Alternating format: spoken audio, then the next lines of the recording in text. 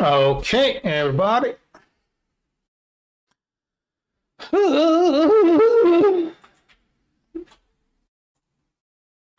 Oh.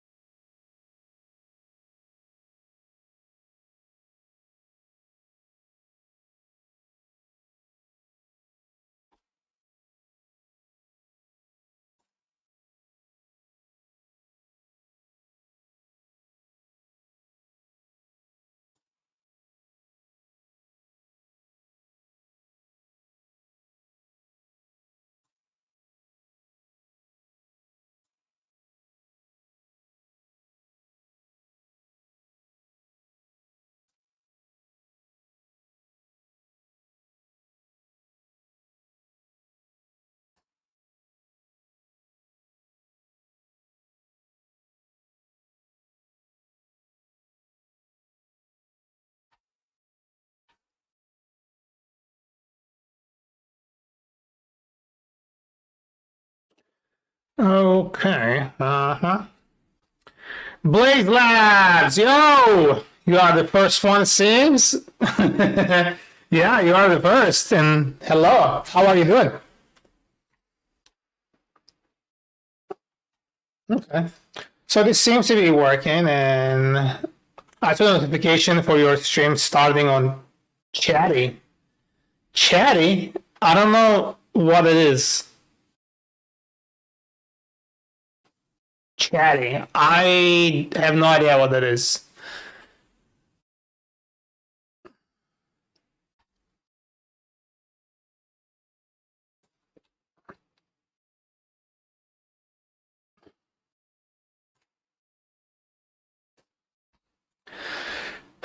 It's a desktop client for Twitch. Oh, Twitch Chatty. Chatty. Is it this one here? Twitch chat client.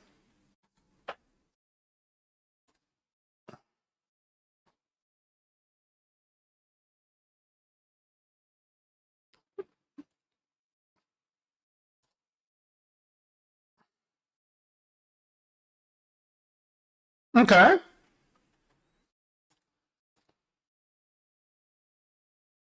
This is cool.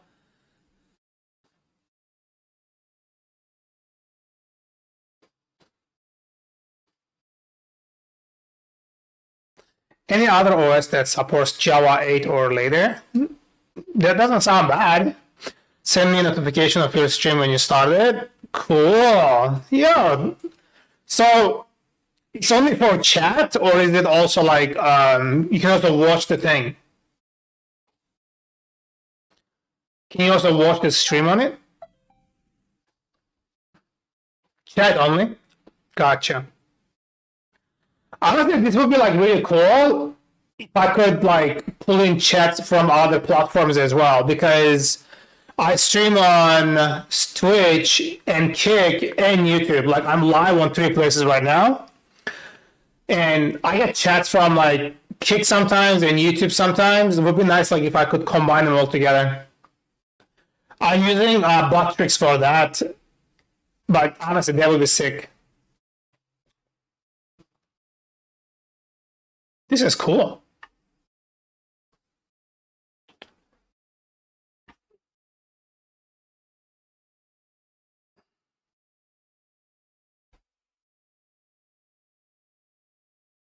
I like especially this dark mode here. This is like genuinely sweet.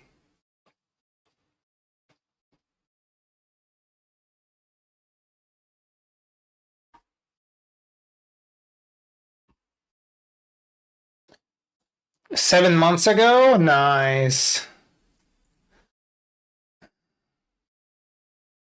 It's good if you're a streamer and want desktop notifications. I hear ya. No, it looks like definitely a good tool.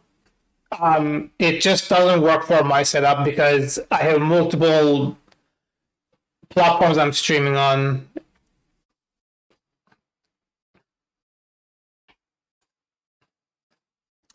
Anyway, thanks for telling me about it. I appreciate it. All right, so I'm going to be making some changes to how I onboard my user here. And then the way that this is going to happen is when a user is signing up, right? I should reset the error every time it starts. Okay, set error.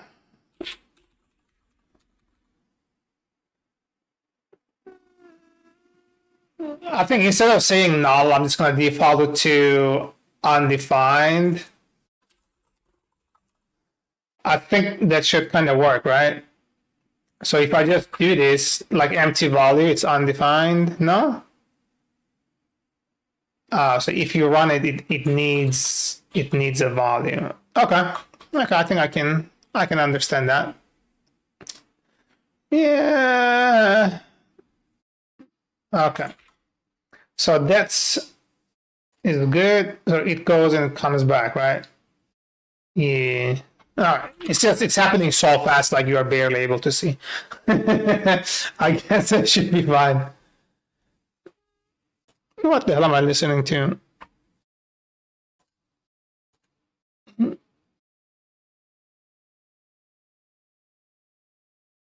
Okay. So that's good. That's good, I guess.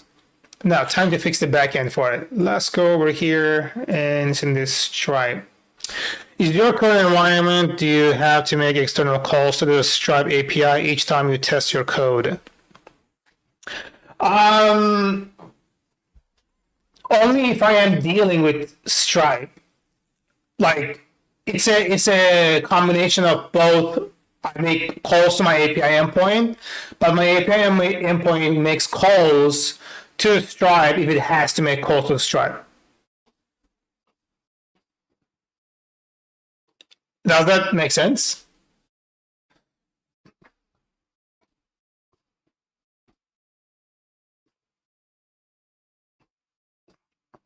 Also, the thing with Stripe gives you a sandbox environment, right? Like when you are testing a credit charge, when you are testing subscriptions and things like that, you get a test credential. Like you get an API key that's specifically for test. So this is what I'm using for local testing. It's pretty much identical to what production is like. And then you get to test your integration, your code, whatever it is that you are creating. And then when you are publishing it to production, you get a different key for production, and you use that key for real transactions, right? So I think a good example would be here, this one here, right?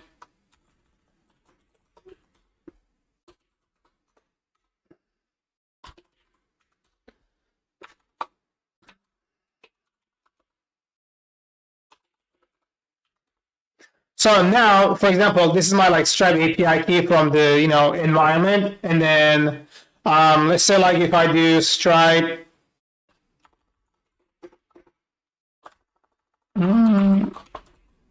This is probably gone because I deleted it. Yeah, I cleared all the things. So I'm gonna say here, stripe. Can't type. Stripe dot event dot list. I'm gonna say limit equals 1, just so we only get 1. So if you look at this here, like the data, it says live mode equals false. Like you see that because I'm using their sandbox environment, it tells me that like it's a test mode. When your server makes calls to the sandbox, does it take longer to run the code? I mean, yeah, it will definitely add like a couple milliseconds or whatever the amount that it takes for the call to complete, right? Because it's a blocking call. That's how Python works. Because it's a blocking call, it will wait for it to complete and then move on. So, I mean, you can tell, like, this call took like how long? Maybe about like 0.2 seconds, right?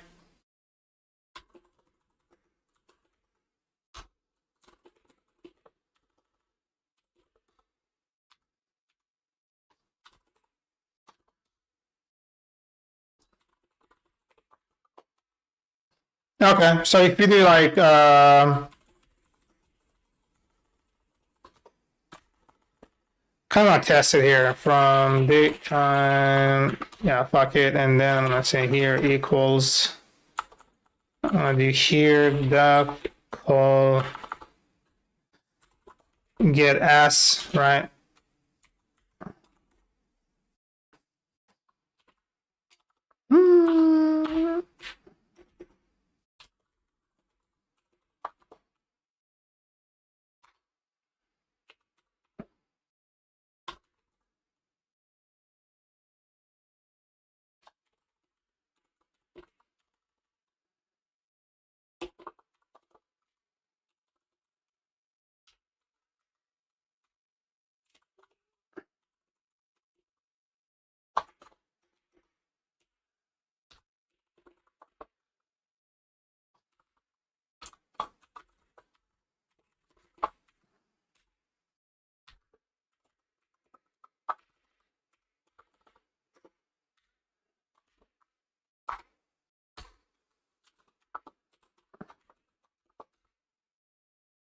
There you go. It took 0.2 seconds. You see that, like,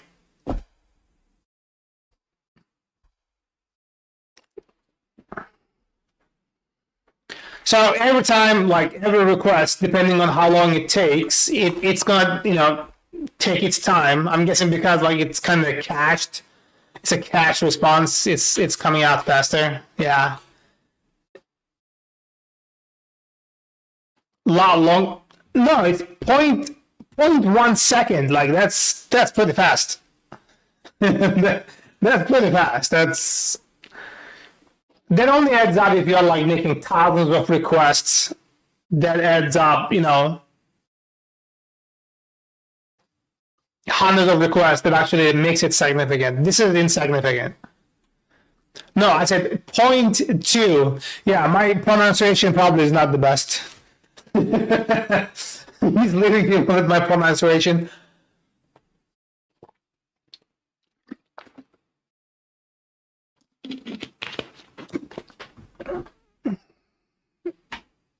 No, you can see the outcome. You can see it, right? It's visible. Yeah, yeah,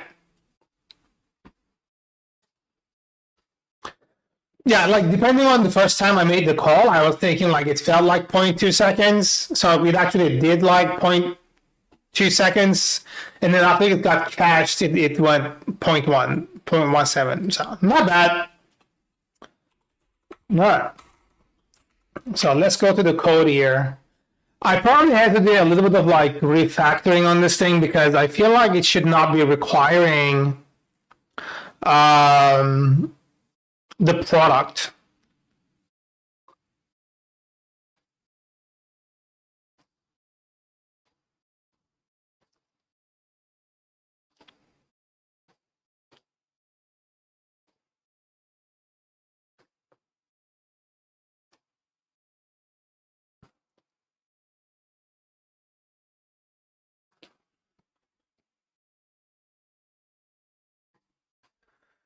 Yeah, I think I'm gonna have to change it. So all right, let's do a little bit of a cleanup on this thing here.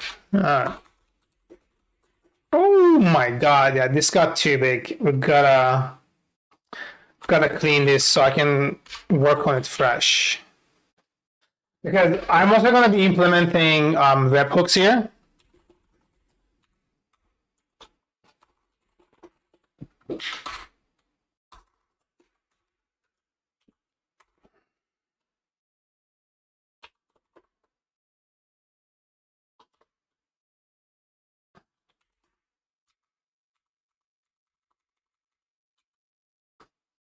Okay, so this is, I'm going to be listening to the thing, and then I'm going to send all the events to my local Stripe endpoint. So this should work. Okay.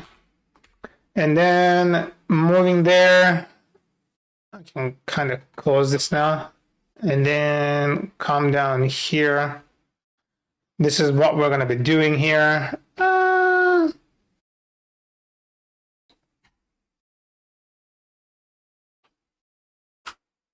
Do you have a to-do list for the tasks you are working on? I'm using GitHub issues for it, GitHub tasks for it, but not really. I should though. Look, I have like 27 issues. Implement payments. This is actually what I'm working on right now. And then replace part, like this is another thing. Account deletion, another thing. Test coverage for API upload endpoint. I think I've already done this, so it's good. And then fine-tune the exception alert. This is done. I did a lot of these things, but I forgot to close them. So I work like one pull request at a time. So like I'm implementing payments, which is what I'm doing right now. Took me a while, but on and off. But I made a lot of UI improvements here because I actually needed that. It was like slowing me down. And I also took like almost like a 6 weeks break. So, intermittently. And didn't really get to make like much progress during that time. But right now, like my pricing page is good to go. It's a little slow, like the local compiling times.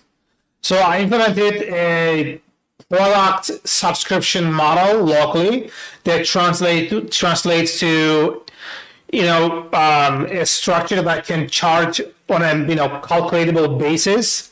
So this is what it is. So there's a plan, and then each plan has a service, and then each service I get to mathematically calculate how much it's gonna be at the end of the month, depending on their usage, right?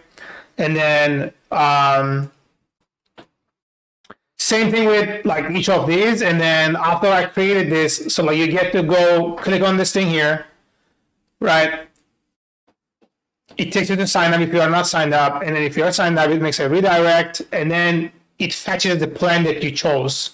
So the pricing card, and then you get to toggle it if you like, right? You can switch to something else, and then you will see that it get rendered right here.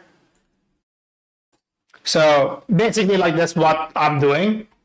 And then when you click on this thing, this is gonna create a session.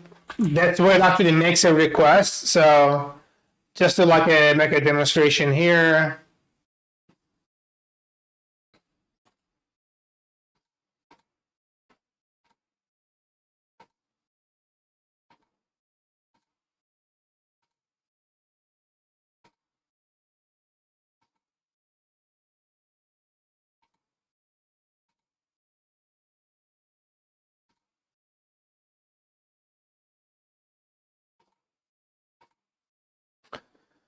So yeah, this is like all structured thing here. So I provide a user and a product that I want to make changes on, and then go from there. Just check out the site. So it's a cloud-based file library with built-in conversion. It's not a file library, it's a file uploader, but it's also going to be a file library later down the road. So it's a reasonable file uploader that also has additional services attached to it. So you can upload a file and immediately convert it, right? So that's like what's going to happen. I think I have a link for a, hold on, I have a demo link here somewhere. 1 second. I don't know where I put it, but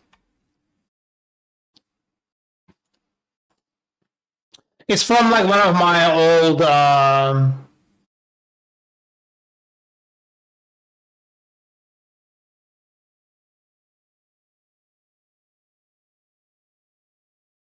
there we go. I just say here, copy a link, and then so like if you go here,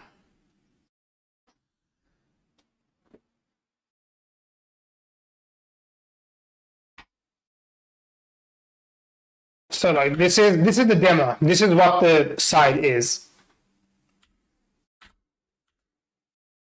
So starts here. So you're uploading a file. You choose a file.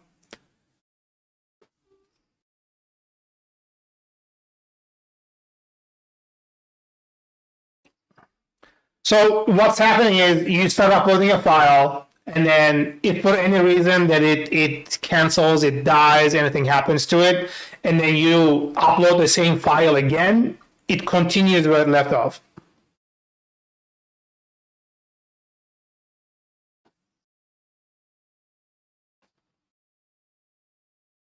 Like you sort of like it started from like 18% rather than like, 0, because like it knew where it left off, so it just continued where it left off. So that's like the uploader there.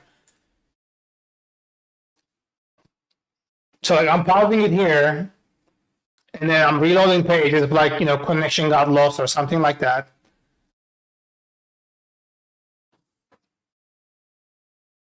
We start at 30%, so it continues from 30% again. So that's like how it works. And I have the implementation in Python, and also like it works with this JavaScript library as well, which I'm going to be writing a better plugin to use the other setup that I have. But basically, that's it. Just checked out the site. So it's a cloud-based file library with built-in conversion. Conversion is going to be like an additional thing I'm going to be adding, but yeah. I see this site is open source and in Golang, but what about the Python backend? So the Python backend, it's already there. Oh, sorry, this is not the one, that one, this one right here.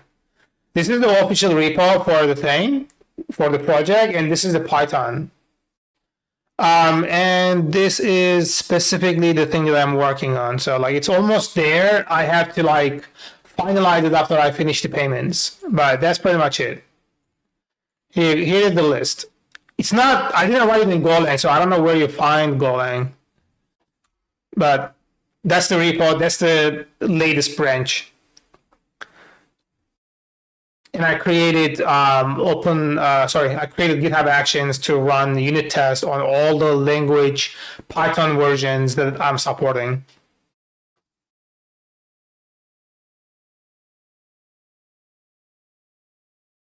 If that makes sense.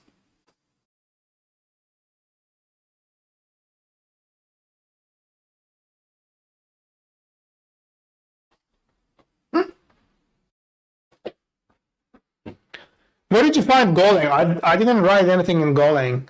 Maybe you are talking about that library that Golang has.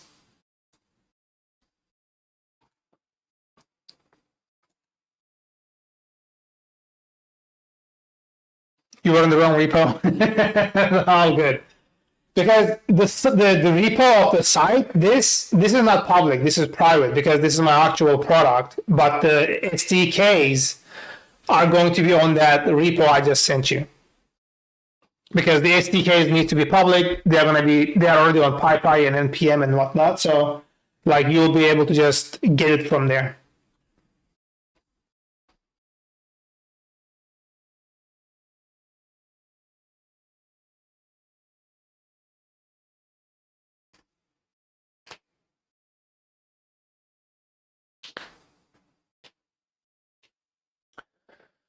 Yeah, so, okay. I see, and this SDK does use Stripe as well, or just a site? It's just a site. The SDK doesn't necessarily need to do anything with Stripe because the SDK uses my API endpoint that I created. So the SDK is a wrapper around my API. My API does any monetary transactions directly with Stripe. It's not exposed. I can't be exposing it. It wouldn't be, It wouldn't be a thing to do on an SDK. Because when you're creating an SDK, it does a specific thing, allowing you to consume a particular service that you have created or providing to your clients. That's what it is for. So like you can integrate it into your application, easier without the hassle. So what this does is like you come to the website and then you sign up. After you sign up, you go to your credentials, right? So it's fetching the credentials, and after you fetch your credentials, you can go and use these credentials for the SDK to authenticate with the requests that it is making. That's it. So your goal is to make it easy for developers to manage file handling. Yeah.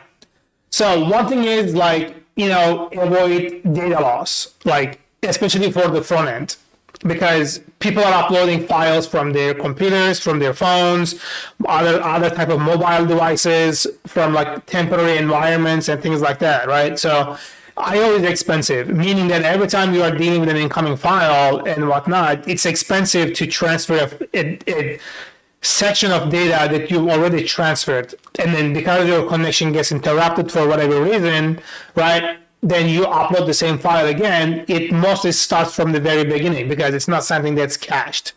So is it mainly for Python devs? No, it would work with any language. Like I don't have the SDK for every language out there, but I'm going to be publishing the SDK for Python. It's pretty much done, and then I'm going to be publishing an SDK for JavaScript. It has two different libraries because it supports two different protocols. And the one I just showed you, the video, that's JavaScript, right? Like it's completely, TypeScript, JavaScript, but JavaScript that was in the browser. So it's all done with JavaScript, but it uses my API endpoint again to do certain operations to make it functional the way it is. So having said that, right, it allows users to avoid data loss, so they can, they don't have to upload the same files or same patch of data repeatedly, which they would use money from. And I'm going to also be doing like additional services on it. Like let's say like you're uploading an image and you want a thumbnail on it, and immediately like you can say, give me thumbnail, these are the dimensions, and then send it back. So I'll be doing that, and they're going to be able to get a thumbnail for a file that they just uploaded. And I'm going to do like conversions. Let's say like you're uploading a PNG and you want it as a PDF, or you're uploading a PDF and you want it as a JPEG image, right? You're going to be able to do that. So basically, like after I finish the user onboarding and the payment, as in here, that I'm just working on. And then once this is done, I'm going to be working further on those SDKs. Like each new feature, I'm going to release a new version of those SDKs where they're going to be able to utilize those services. So basically, that's it. But the very bottom thing, the very core thing, the uploader has to be there because it's a foundational piece to the other services I will be providing. Does your API use a Swagger spec? It should. It should. I was hoping to create it. I actually worked on it a little bit. I don't know where I put it, to be honest. I might have moved it to a different folder temporarily. I worked on it a little bit, but I didn't complete it.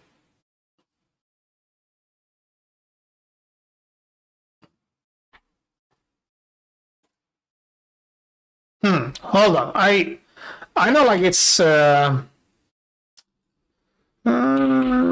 it's yours. I don't want to expose my directory, so give me 1 second here.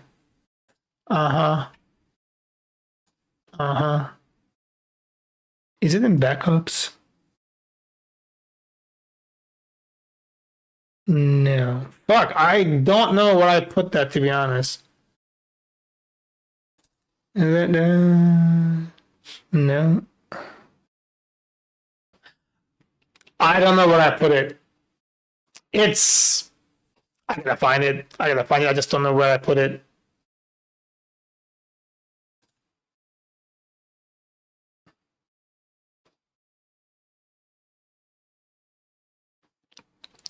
This is all part of a grander vision. Makes sense? Yeah, it's a grander vision.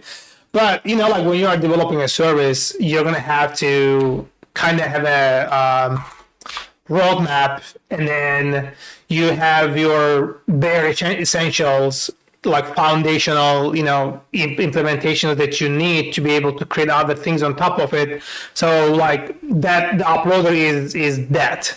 So specifically, and then that's like what I've done. And so the uploader is in place, and partial upload is in place, and then like the destination uploads are in place, and what else? So once the uploader is done, and what I can do now after I tell people like how much I'm going to be charging them for my services, I can let them start using it. So my goal is within the next 15 days, by end of the month, I want to finish this like payment processing thing so I can move on with that and then start creating JavaScript SDK. Because the Python SDK is pretty much good to go. I need to do the JavaScript SDK because that's going to be probably the biggest target audience access for me. Because most of the time people are going to be using it for their front end file uploading things. They can use it in other places as well. That's why I'm providing the SDKs in like backend and a little more backend side languages. I'll also do like in Golang and then Java as well if I can. Probably I'll do Golang first and then Java, but we'll see.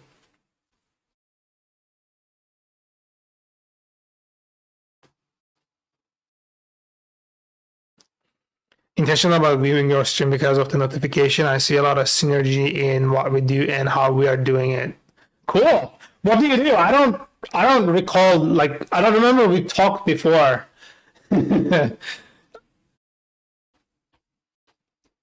So I'm gonna have to update this for sure. Okay, so this is good. This is good. Yeah, I'm gonna make a commit here. Let's see. Me neither, to be honest. Yeah, I don't recall like you chatting, like writing in the chat before. Not that I get that many people talking to me, but still. You know.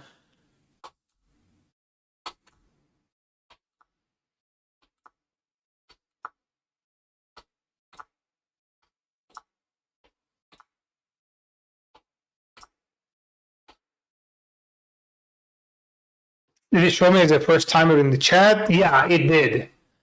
It says first time chat. When I scroll back up, that's what I see. So, like you can see it here, first time chat. And I think I can see. Yeah, that was the very first chat you ever typed. You've been very quiet.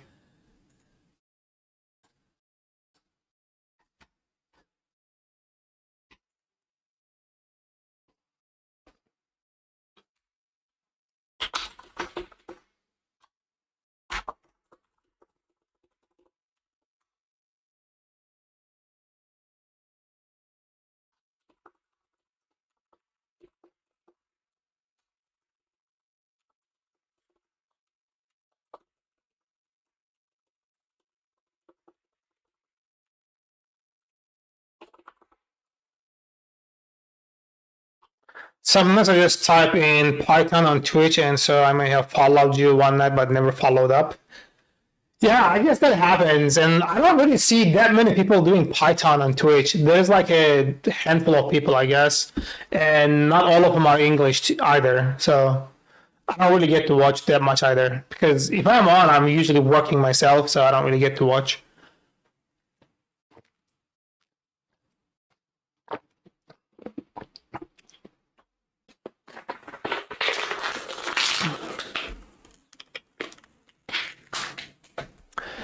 It's cool though, I still enjoy when people talk to me. It gives me like new insights in which I don't really get if I'm just so isolated all the time.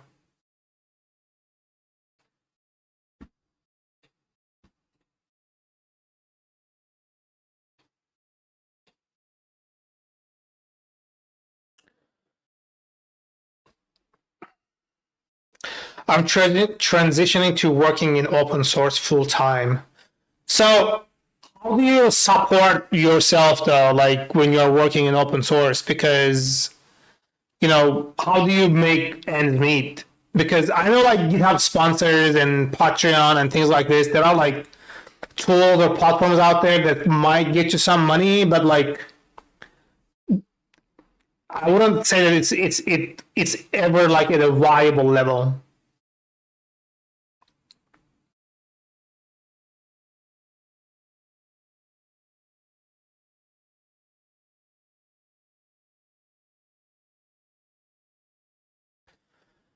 And I think like it's pretty good that I get to do, like create SDKs that's like open source. It definitely like would help me get like some decent, great feedback from the industry, because most of the other times like when I'm getting feedback, it's through PR reviews from an enclosed circle in your work environment. But open source is like a different thing. Like if there is traction in your library that's being used, then you will get like thousands of eyes on it. All right, so this is good. Now I can actually like get to this thing here and work on this thing. So I think I'm not gonna require product here. Okay, I'm only gonna require user, because every transactional request or process is going to be tied around a user, right? So we're going to do that. Okay. So we're going to remove this. Okay. And then this is definitely going to break things. So let's go over here and then billing. And then I think I'm going to have a utils here, payment manager. This is one that I have, and init. And then this is where I do payment manager base, yaput to uput. Processor is still required, but fuck it. So let's just get started. I'm going to go step by step until I make it work again. So now this is going to fail with something else. No, that's not. Oh, because it is still providing it. That's why. God damn it. So URLs, gen subscription URL product ID. This is the one that we are using right here. Because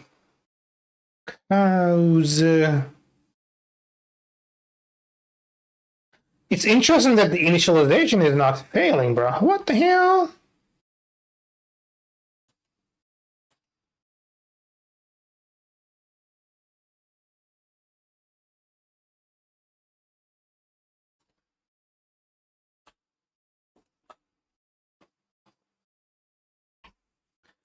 Yeah, this should require a product.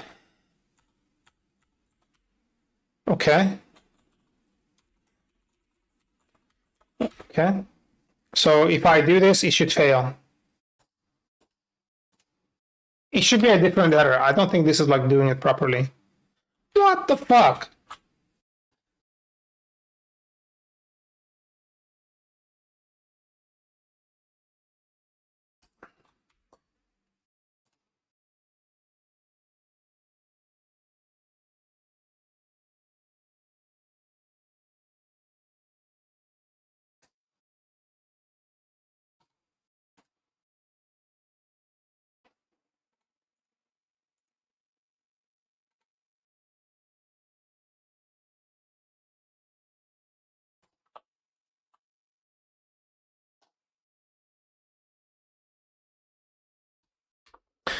All right, I guess we're gonna have to go into the goddamn thing here. Make shell. Let me go into Django shell here. From billing from billing utils import payment.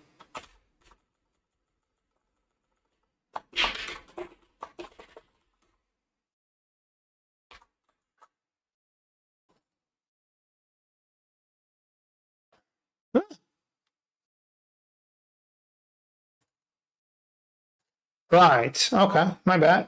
I didn't know that was a thing. Okay. From billing util.payment manager, import payment manager as vested PM.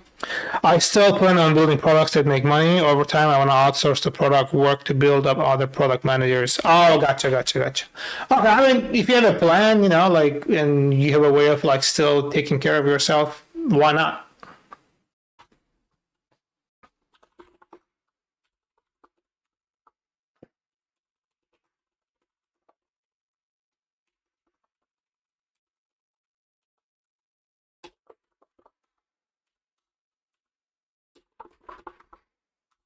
Yeah, should do.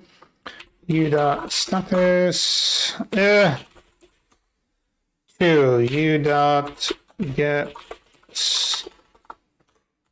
status display pending. God damn it. Okay, whatever.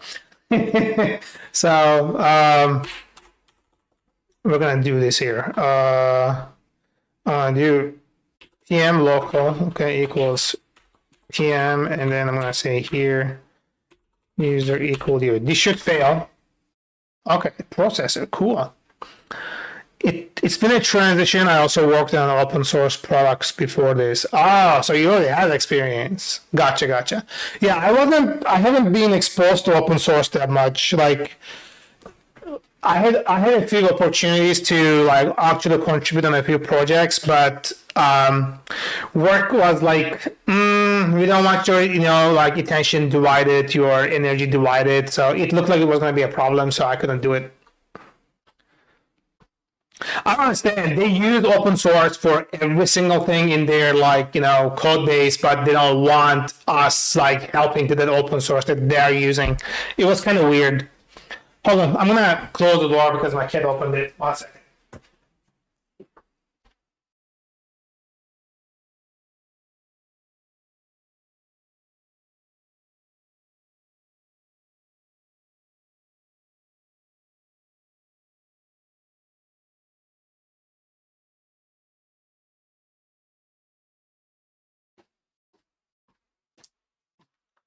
Okay.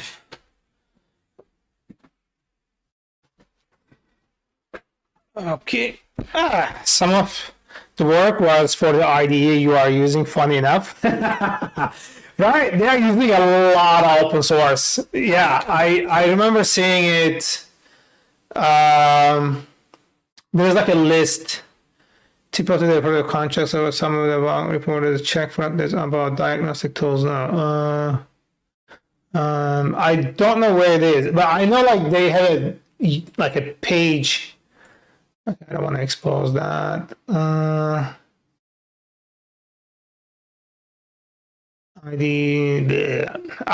don't know where it is, but they do have a page or something like about what integrated tools. No,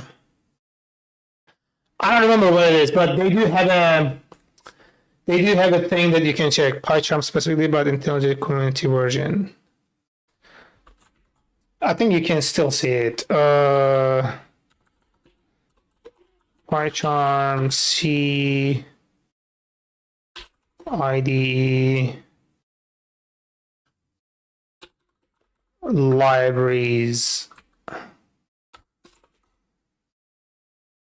No.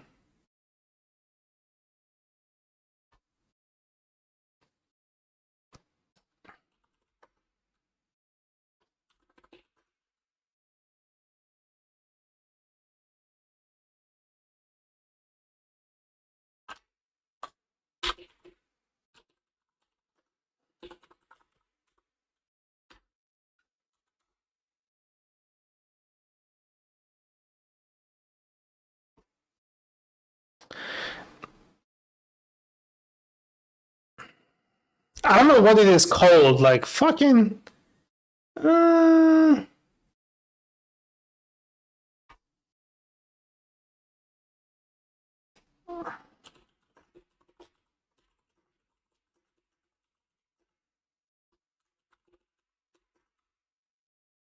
libraries, motherfuck. No, that's not it. I know what I'm talking about. I just can't fucking.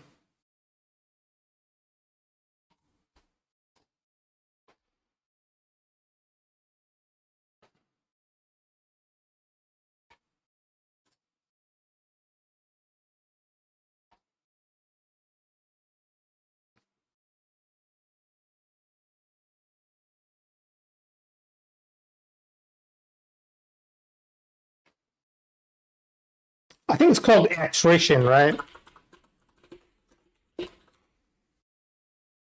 No.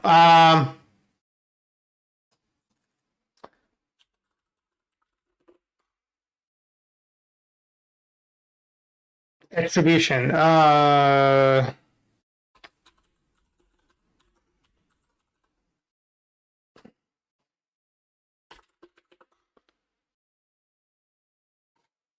Motherfuck.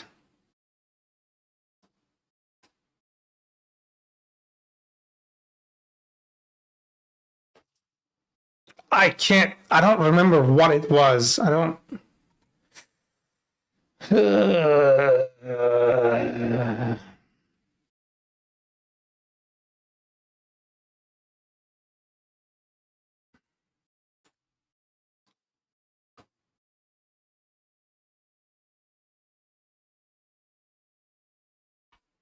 Fuck it. I don't remember it. I cannot find the right word to search for it. So I'm gonna give up. Okay. Processor. Okay, so we're gonna do here. Sorry, equals. Now it's asking for product. So how the fuck this endpoint is even?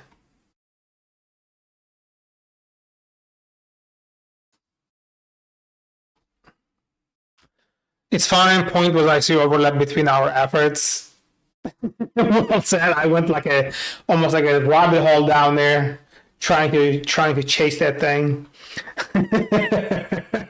Bro.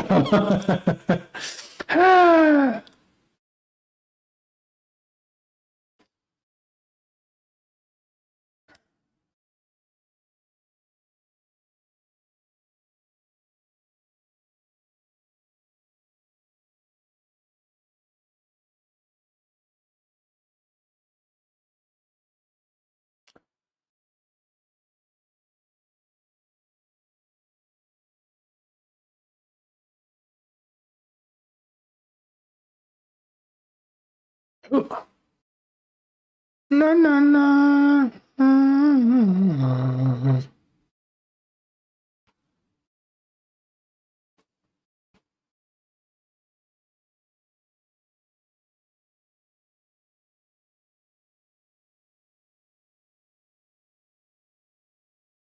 Yeah, whatever. Okay, what was I doing? Yeah, how does it end up here even before like I actually initialize it?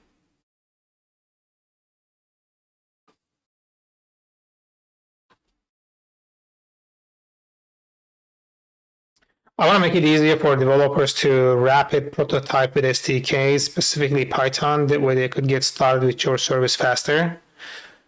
That sounds like a nice thing to do. But how would you go about it though? Like, how would you help with prototyping with like an arbitrary, solving an arbitrary problem or creating an arbitrary integration with an SDK? Because you would need like some kind of guidance and direction, right?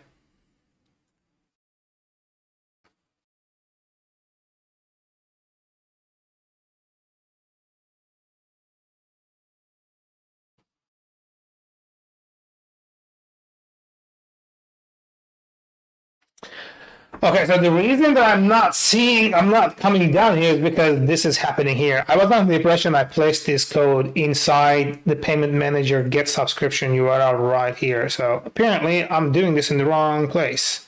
So let's go over here.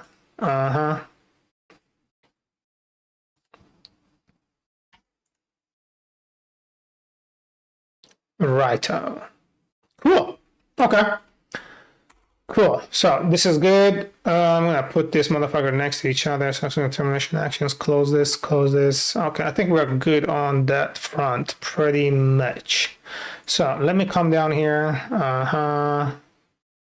Okay.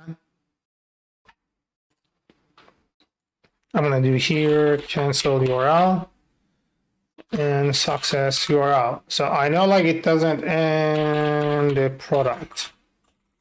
right? So product cancel URL success URL. I'm gonna do here sub URL equals, I'm just gonna take this so it's a little easier to read. Sub URL, we're gonna do here product and then cancel URL and then success URL. So, and then I'm gonna go over here. This is gonna take product, right? Cancel URL, success URL. Sweet.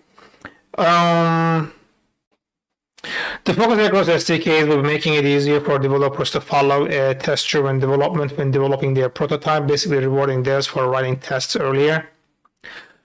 Honestly, yeah, I think that could help, especially with the use of SDKs. I feel like when you are utilizing an SDK or a service or an implementation around an SDK, it's easier to do like test-driven development because it's a bit more defined, right? Like your specs are defined, your expectations are a bit more defined. You know, like there's not much of an ambiguity. Like one of the biggest reasons I don't write tests before I create something is because the implementation or the feature request is not completely clear. So like as it keeps changing, I don't want to also keep changing the tests, right?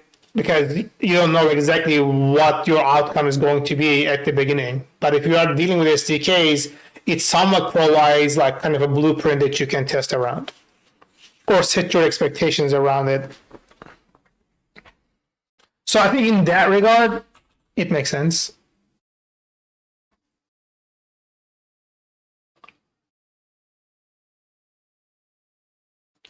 I feel like this is a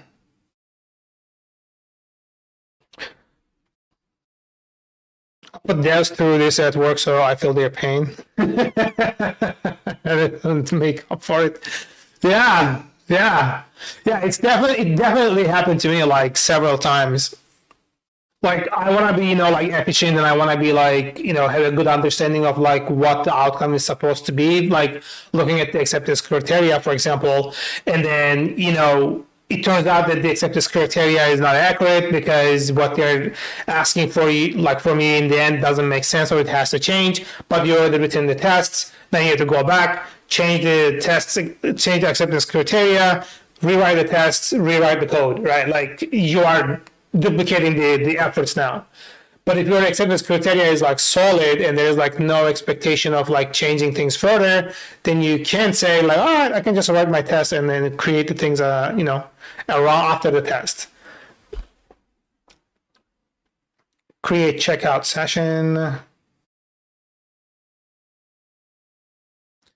The doesn't make sense is my favorite part.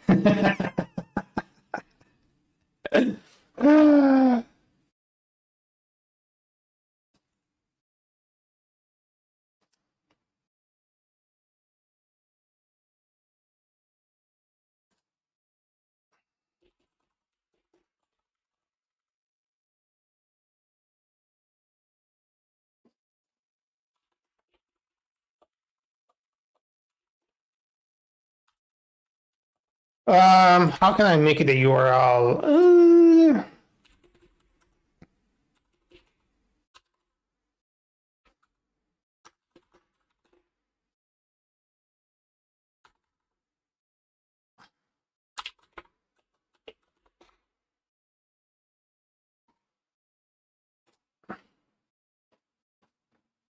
I have so many good stories for that one. I believe you, bro.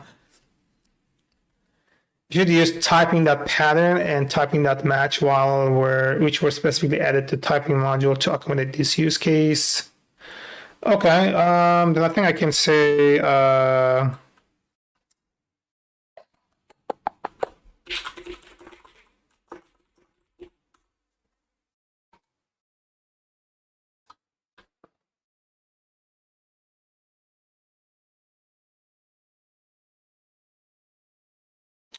don't try to make your own regular expression for matching URLs. Use someone else's who already solved URLs like this one. Fucking love this. It's all good. Don't reinvent the wheel. My man just like put it into words like so clearly.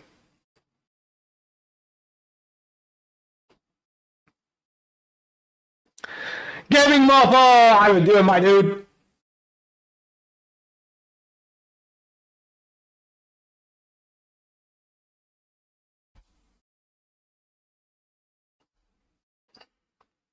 You missed Stack Overflow. It's dying. It's definitely dying, dude.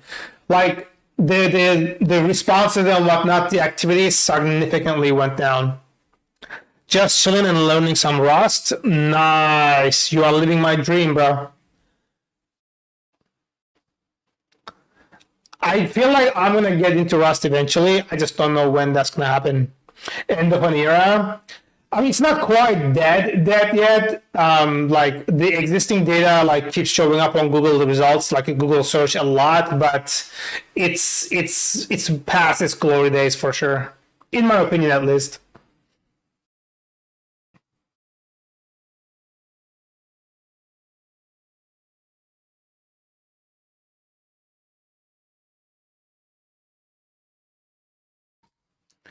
So there's a library called validators. Okay, hold on. Let's do PyPy validators. There you go. Fuck. Email. Oh, damn.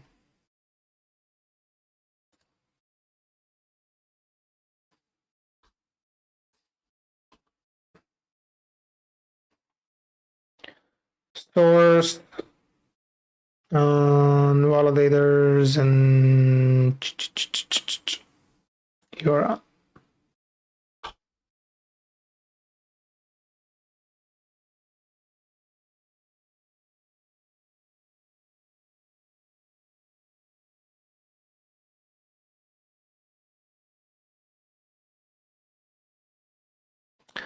The for humans is ahead of its time. That's true. That's true. URL split.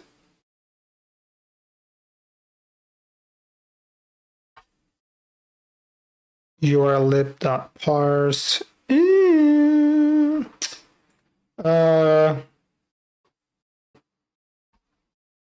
want our AI overloads mistaking it for robot validation. I mean, it looks like they're already past that stage where they can like crack CAPTCHAs like they are nothing.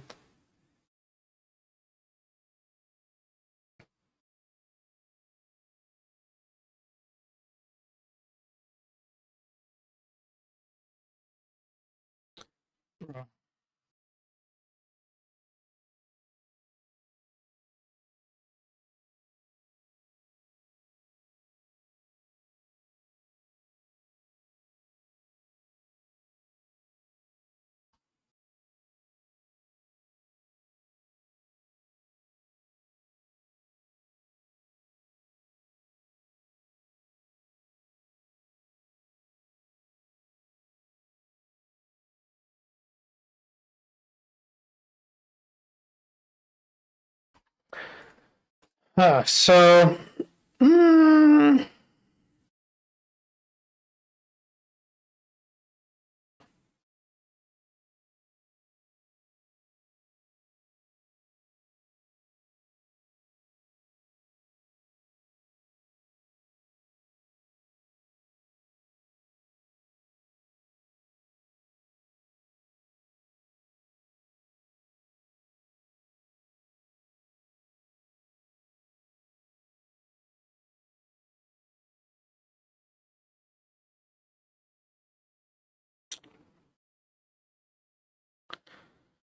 yeah, I think this is not something I should be like looking into, forcing into the thing just yet. But anywho, that's fine. So we're gonna do that. We're gonna do that and check out session. We're gonna do here product, access URL. Actually, I don't need to. But if I don't do that, then it's not gonna work.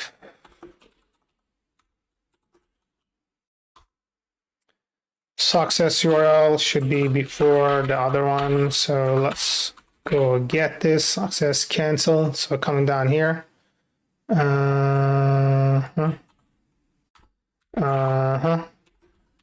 Okay. So this should do. I can hate the readability of this thing. Okay. Okay.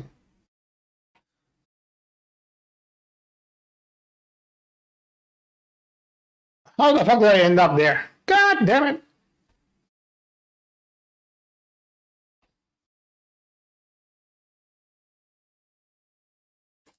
All right, so this is good.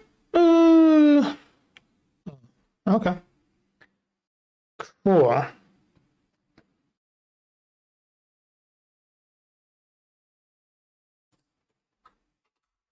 And then I should also check on the product here, because if I'm not checking on the product, it needs to be fucking active, right? Yeah. Yeah, I gotta do the same thing here. Because if I'm not doing that, then I'm putting myself at risk here. So I'm gonna do is active, is canceled, is suspended, is failed. I'm gonna take all these, come over here, and then do this here. So is active. This is all I gotta do here. Product status. Right.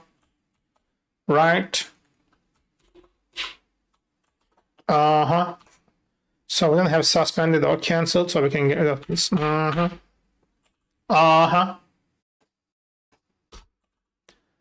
need that. Actually, we don't need this for this one at all. Julios in the Julios. So the status here is like active, halted, canceled. So we need one more here for halted.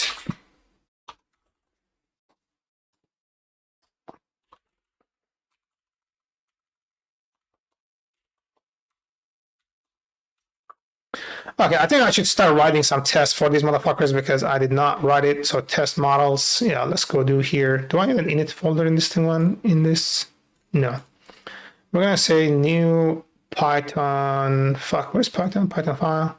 I'm gonna say here Python file. Python unit test. I can do that. Okay, you know what? Let me try it out. I don't think I've done this before. So I'm gonna call this product. I'm gonna say test product model. Are you fucking kidding me?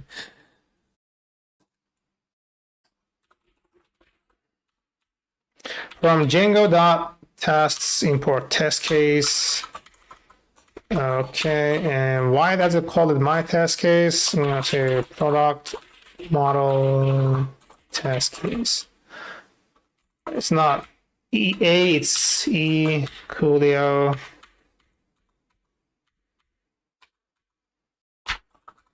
Okay. And then there should be an uppercase here. Okay. All right, so what am I testing here?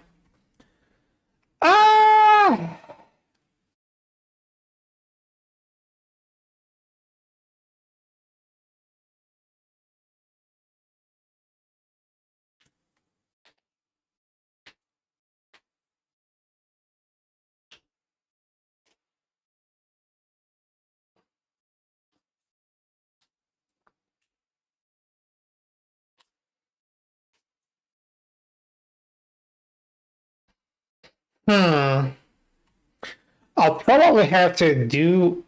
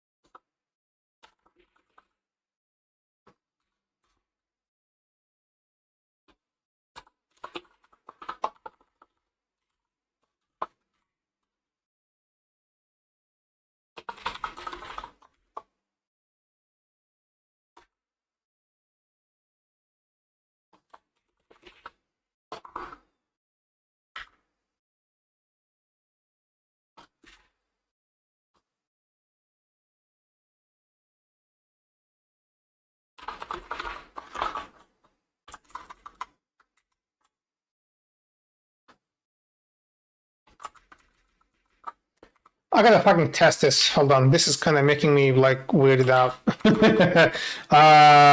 Equals, let's say here, product. Okay. Are you fucking dot objects dot last? Okay. P dot status. It's one. One means like it's active. So P dot product service set dot filter service, okay, underscore status equals 1 dot count. Oh, I think it's double underscore. Yeah, I forgot to do that. Okay, now it has 4. Perfect. Now it's good.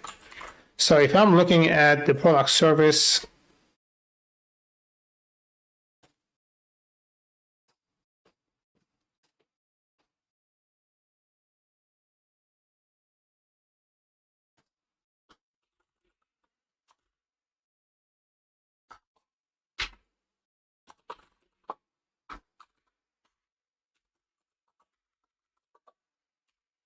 yeah, I should also make sure that status equals 1 as well. Cool. So this does work. Cool, yeah.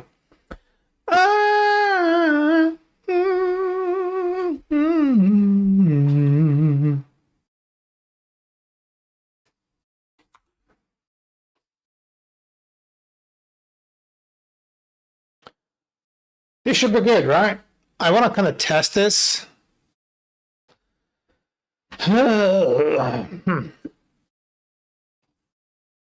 Okay. Okay, let's do here def setup self.product equals, I'm gonna do here mock product. Okay. And I think I need to create a new file here called mux. Python file, we're gonna call it mux.py. Cool. And then def mock product. And I'm gonna say here quartz return product dot from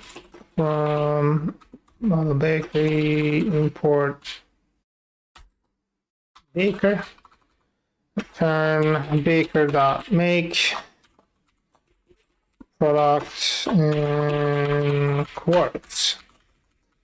Okay, import cool, and oh, this is maker, not maker. I don't know if it's been a word. I need some water. All right. Cool.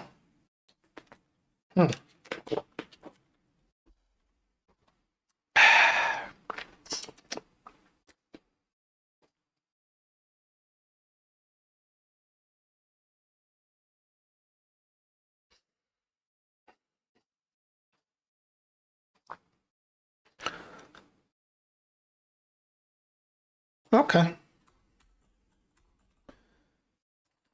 So this here, cool.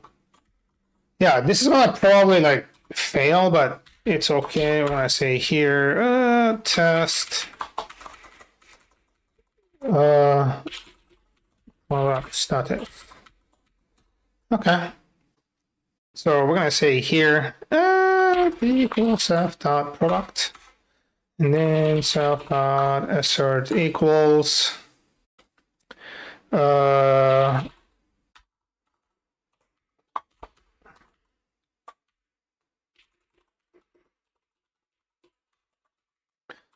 product dot status, product dot is active.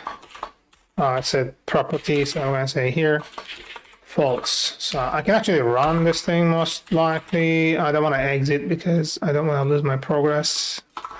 We are running the thing here, so I'm gonna do docker exec API. I have a fucking loose skin up in this motherfucker right here. There. Okay, this is gonna be PyTest product tests test model. I think it should work.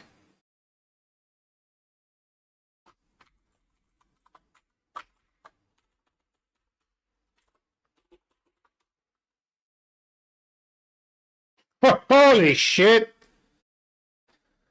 Integrity error, null value in column product type of relation building product violence not null constraint. Holy shit. Alright, I'm gonna check on my cat. I'll come back and then we're gonna continue. My boy has been out too long.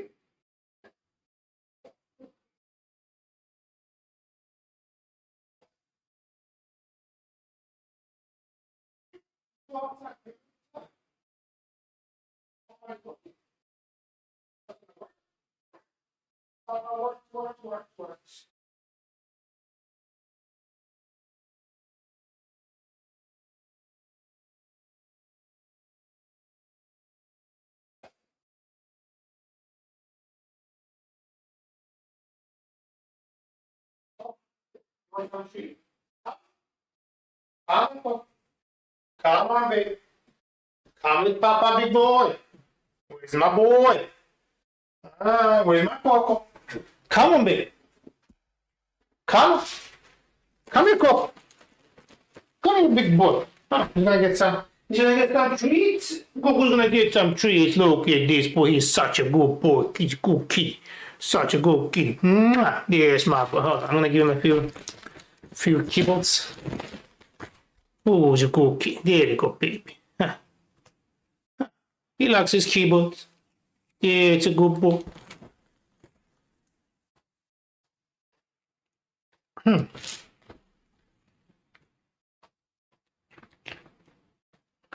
There you go, kitty.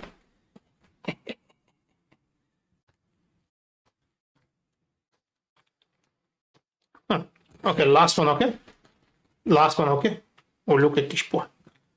Such a good fluffy boy. There's Papa's boy. Okay, babe. You go have fun. There you go. Go ahead. It's okay. Such a good boy. There's my fluff. Alright. So, I think I can wrap this inside the thing. It's rating a what? Integrity error. I'm not sure how I caught integrity errors before, but let's go and do this thing here. So instead of doing that, I'm gonna say pass, and then let's say test, and then test product init. Okay.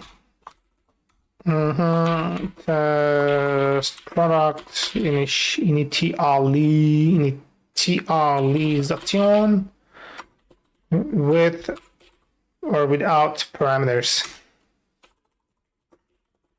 Okay. All right, so we're gonna say here with self.assert raises Integrity error. I think Django DB it should be it. Let's see if it's gonna do it or not. So I'm just gonna say fucking mock product. So let's see if this is gonna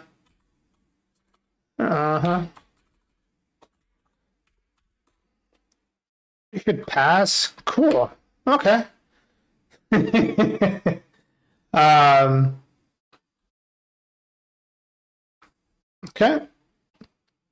So I'm going to say here again, self.product equals mock product. And when I say here, product type equals what it is that we were using here. Honestly, I don't remember. Product type choices, subscription, product.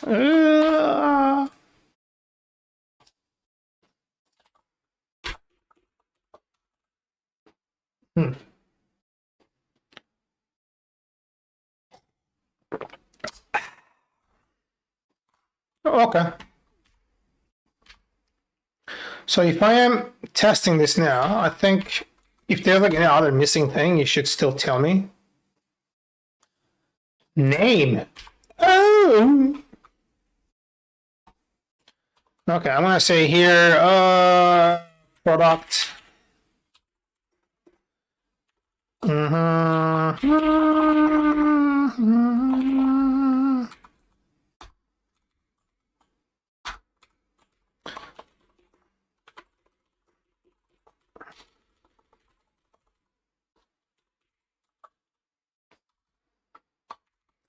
So now I can do this.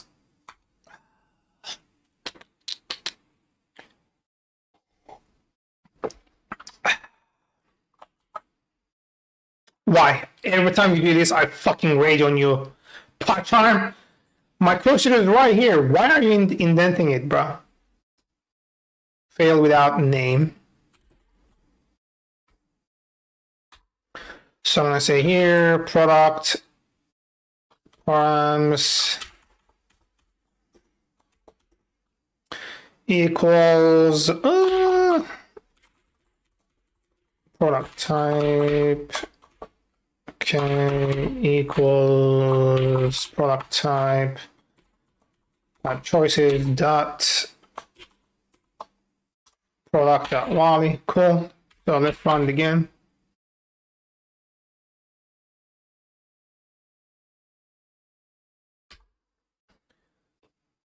Oh.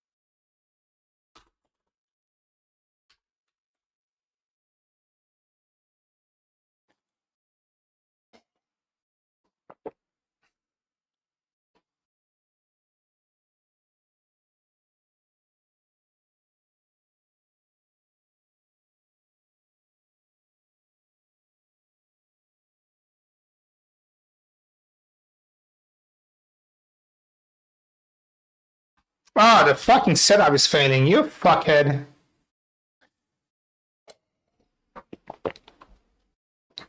I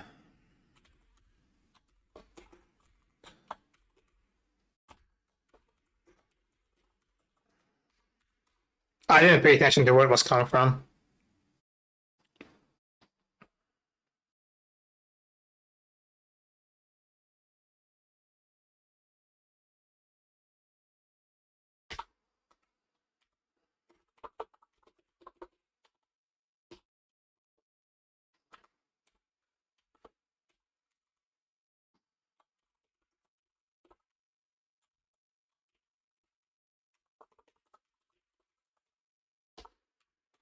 Ah! Oh, damn! All right. So one of them passed, one of them failed, but it's going as expected. Now our setup is not failing anymore. So why is this failing?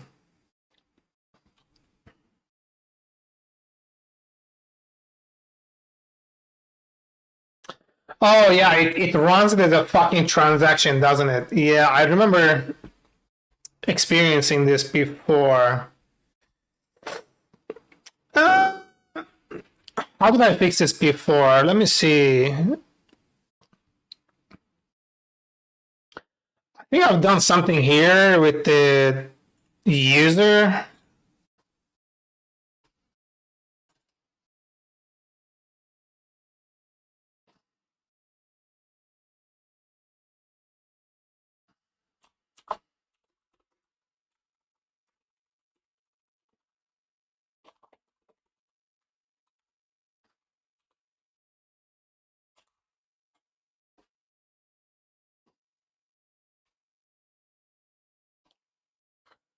Credentials test model. So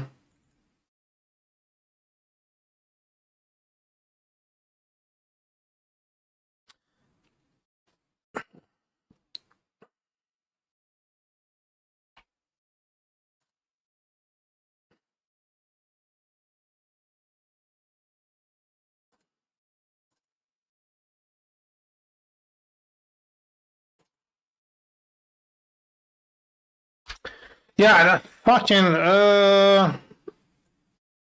how do I disable this for test? I think it's like a test thing. I don't know. I remember it wanted the transaction Django test.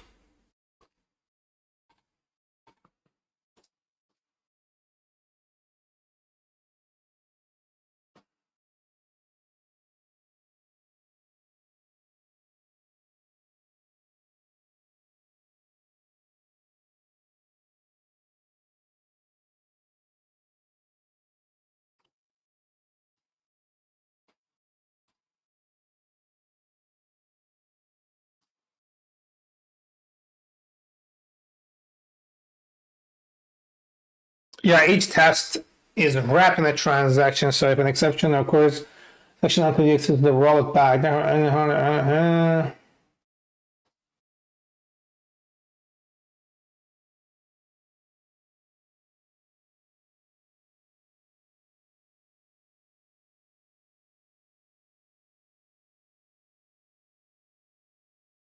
Hmm.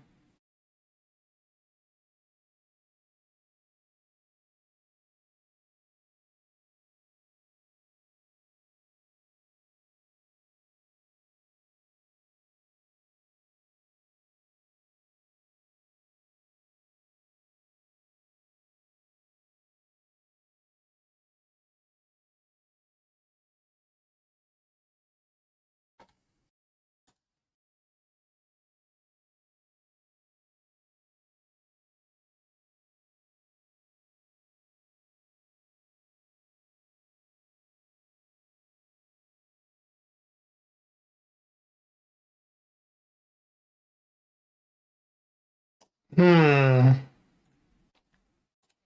Let's test this out. I don't know if this is gonna work or not, but fuck it. Let's give it a go.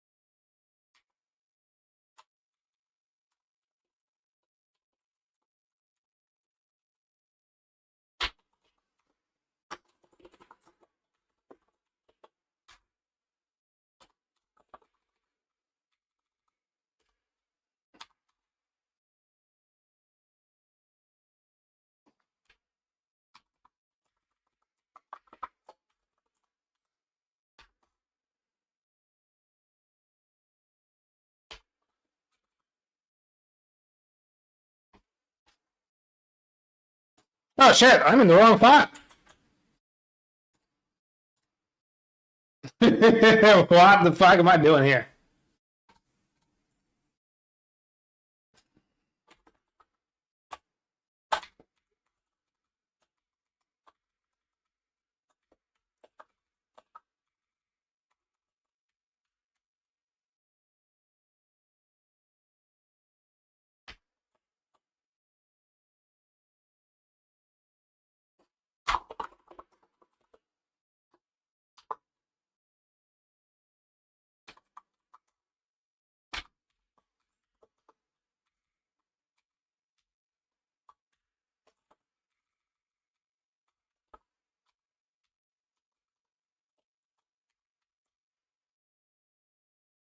Okay, there you go. Motherfucker.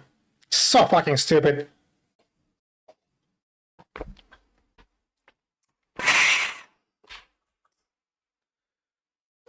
Oh no, I think you should still pass without that. Cool, yeah, okay.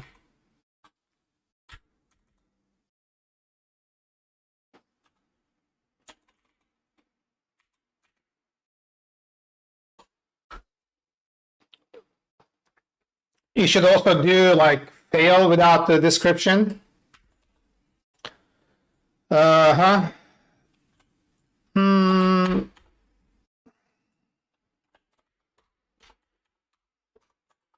No fucking way. What the? I genuinely hate you so fucking much.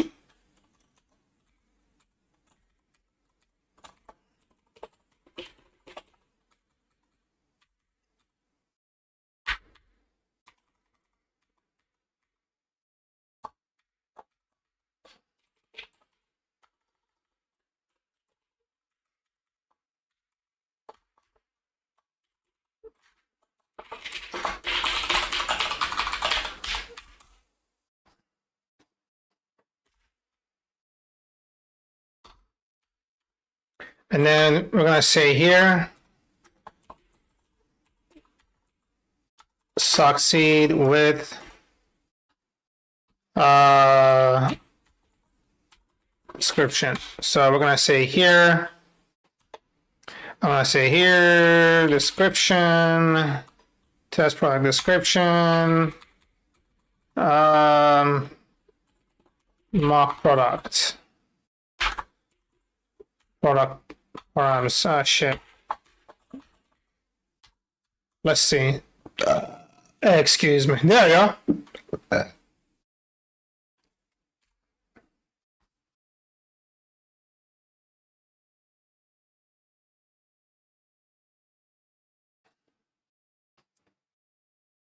So this is already passing.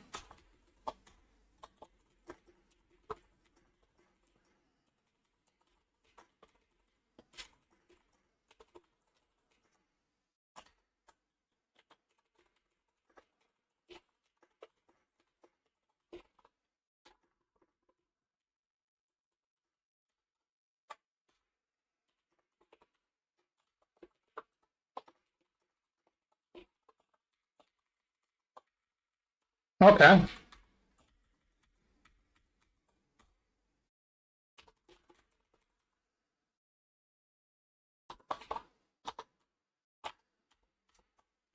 Product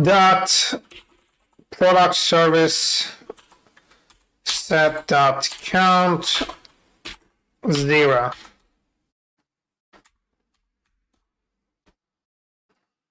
Oh yeah, motherfucker! All right.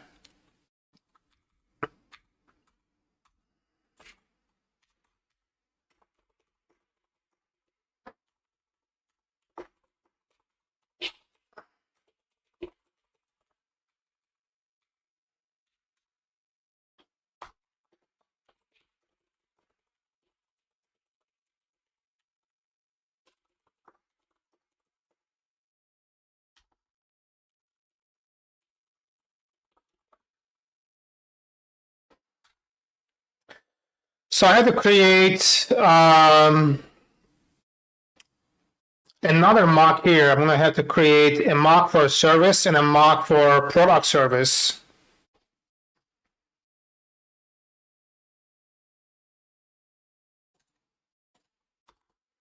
Dev mock product service. Okay.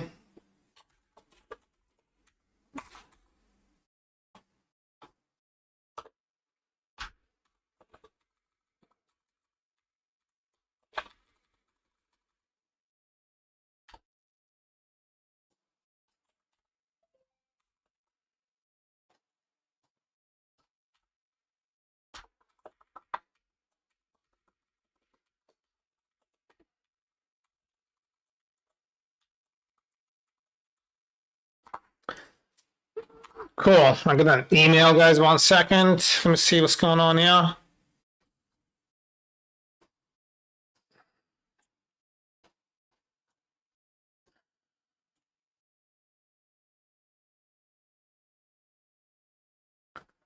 All right.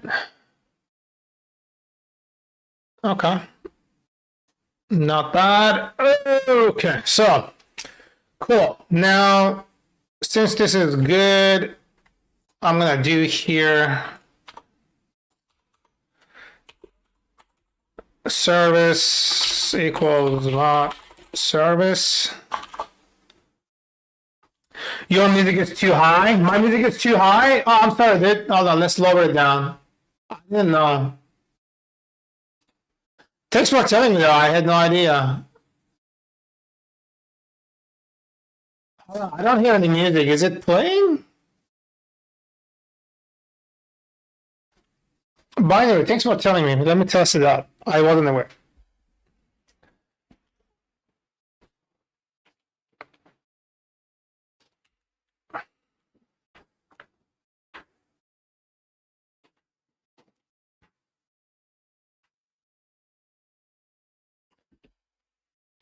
I thought I had a good setup. Apparently, I don't.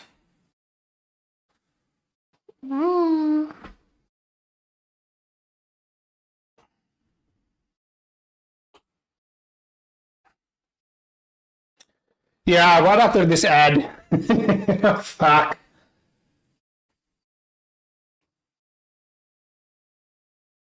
How many motherfucking ads you fucking fuck? Go fuck yourself and your fucking ads, bro.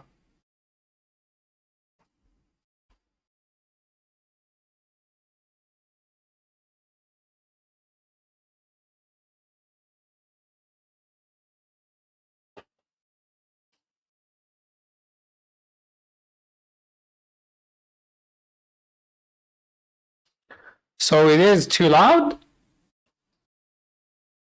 It's not. It doesn't sound like it's too loud, but my mic is ass. Mic definitely sounds like ass.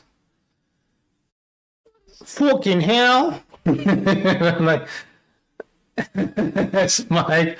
Yeah, the mic is definitely ass. It's like when they went to moon, right? Like I'm talking through. Hold on, I'm gonna try something. I'm gonna try my remote mic, my wireless mic. 1 second. See if that makes it. It's gonna make it better.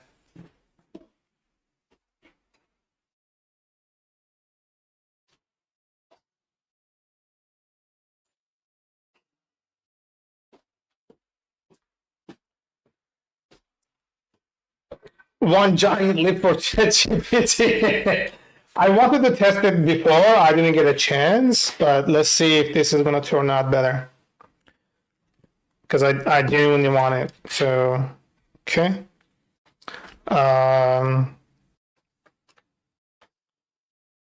So this is the receiver. I'm hoping it is still charged. It looks like it is.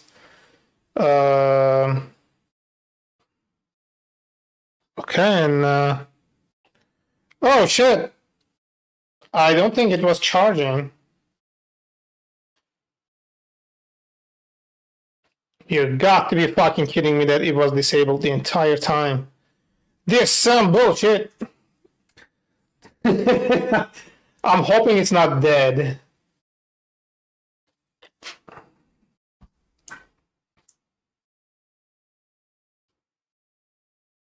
Yeah, it was covered. Why the fuck was it covered?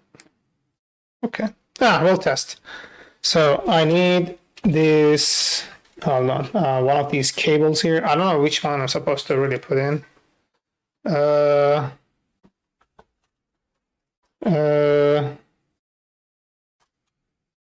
think it is this one. Okay, so we're gonna do out. Hold on, guys, 1 second. Okay. And then this goes into the thing. Cut the red wire only. Yeah, I'm hoping it still has power because I did not turn it on before. Please. Don't be dead.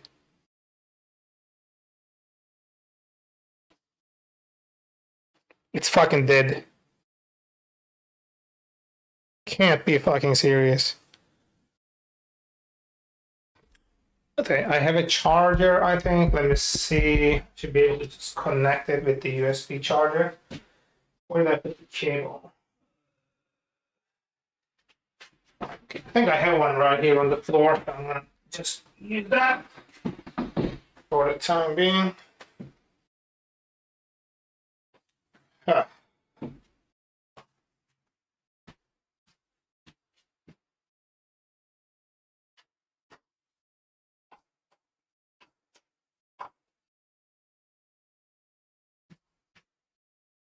It shows the charging, but it's still not on.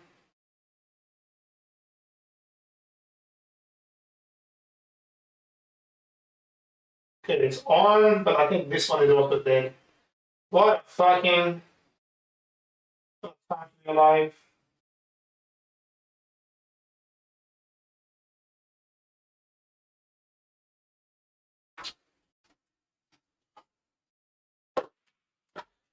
Yeah, it has no power. It has no power, and the sound is absolutely fucking ass. So I'm gonna have to wait until this charges. So I'm gonna put it back. I'm just gonna turn it off because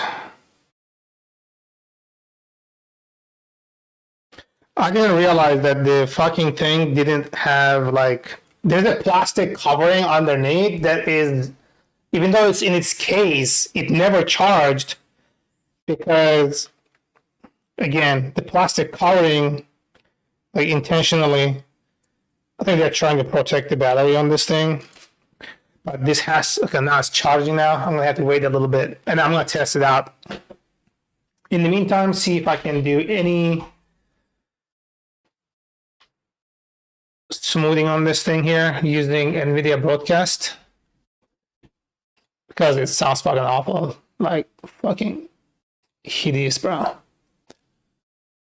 Okay, microphone, default device, no. Let's do pluggable. Okay. Okay, speaker output change, cool. And I'm gonna come down here. Properties, we're gonna use NVIDIA audio. Okay, let's see how this is. Any improvements? Oh, it cut down the sound so much. What are you doing? Yeah, it's fucking ass.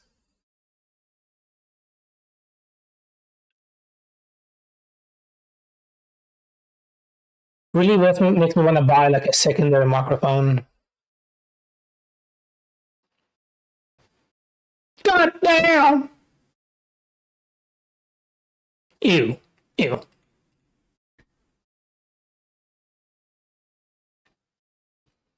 Mm.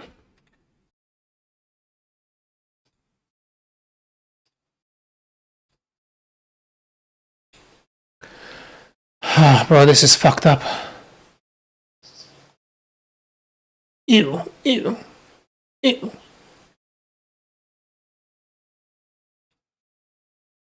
How about this? 1, 2, 3, 7. This is not too bad.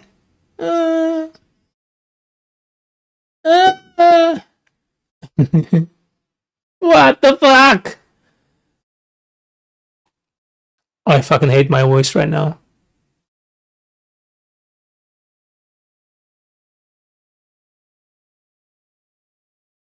I wonder how long this needs to really charge. Because I want to use it already.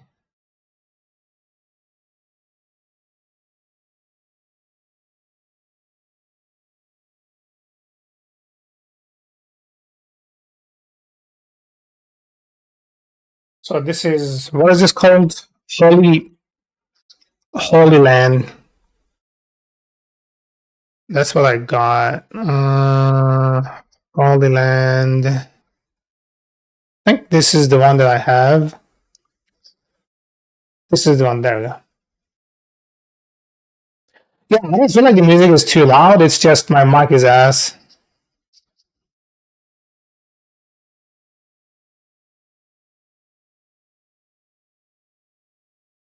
Okay, this is not the one that I have. Mm, is it this? Oh no, they made it like I think this is the one right here. Yeah, this is the one that I have.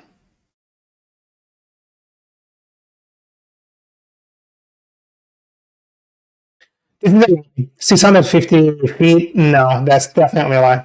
I actually personally tried this before.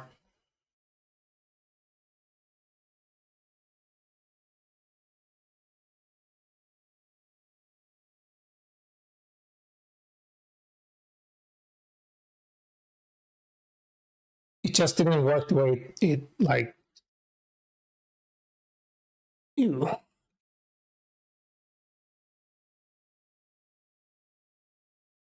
Mm,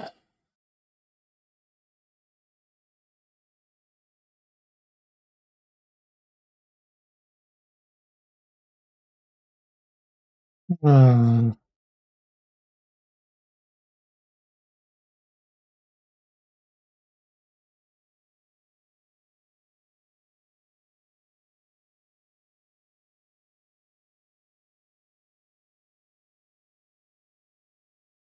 Full charge in 1.5 hours by USB-C. 8 hours of recording time with a full charge. 2 times charging for a storage box and a charger for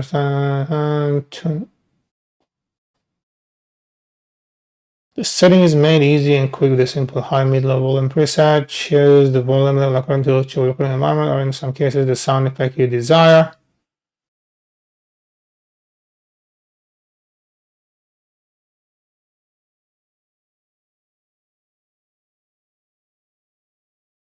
This is what the fuck? Look at this.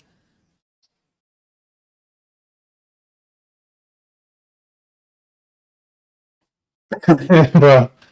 Um, what? Oh. I couldn't tell what I was looking at for a second there.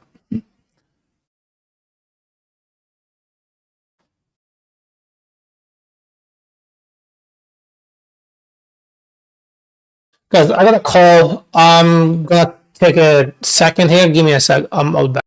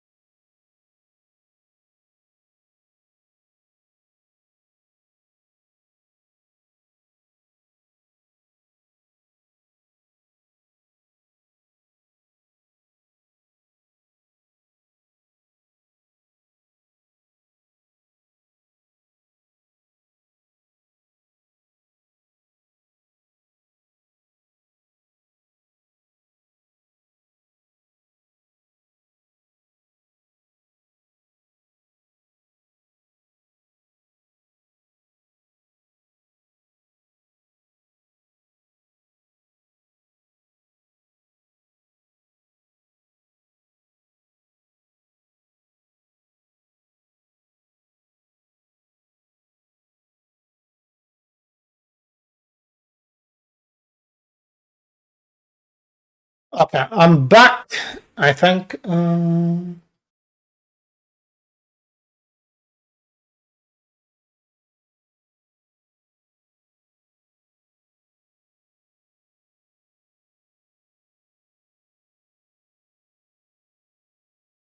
wonder if it has anything to do with me using a fucking USB hub.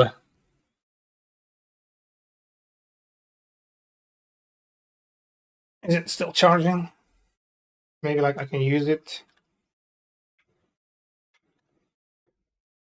Let me see.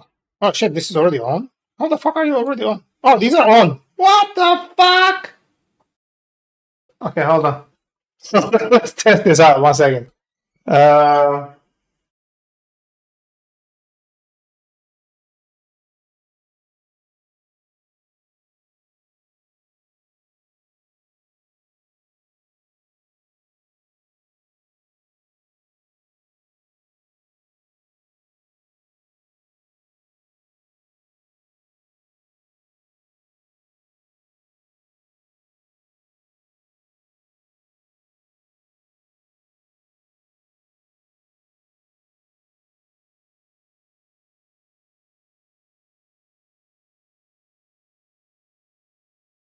Okay, is there sound? It looks like there's sound, but I can't.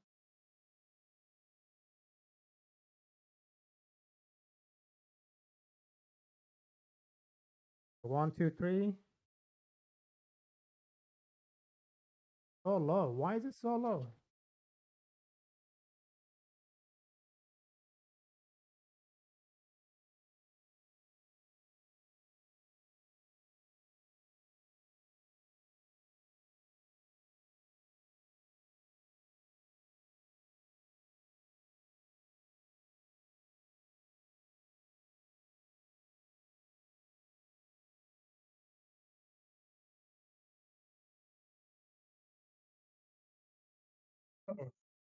Also, it's covering on the mic itself, like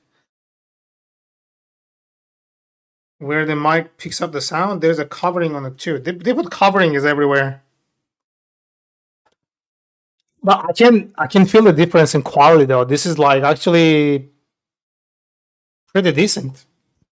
So I'm gonna put this on the t-shirt, right?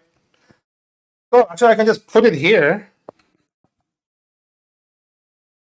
on the edge of the microphone here, and yeah, look at this.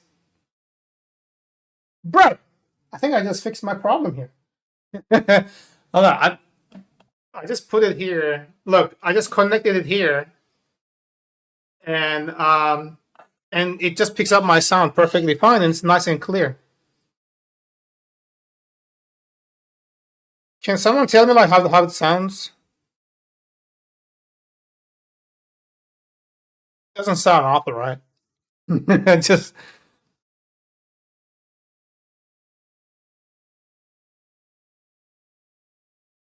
yeah, nobody in the chat.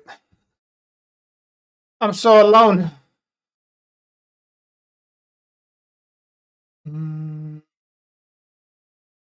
Well,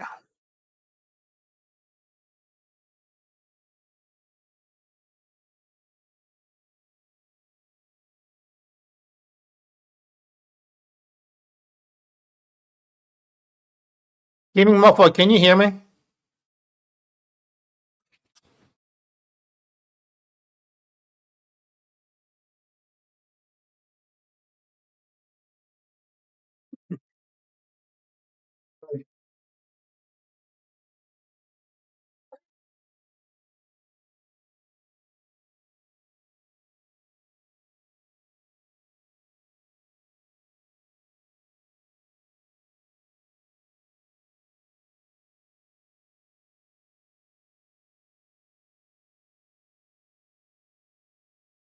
Damn, it's already dying.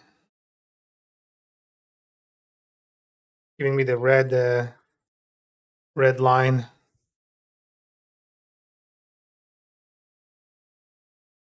Definitely sounds like much better though.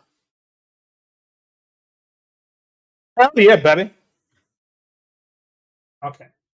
I'm gonna also get the sound directly from the microphone rather than making it go through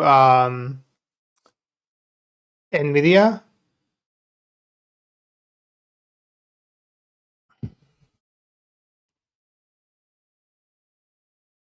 Okay. There's about a 5-second difference there. And now the sound is only coming from the left. Why? I'm talking on both sides, motherfucker. I can do this.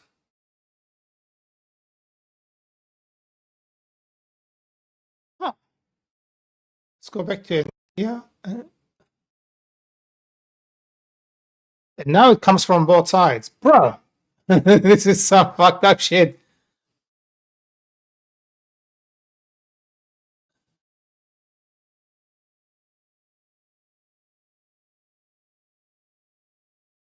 All right, I'm gonna change it one more time.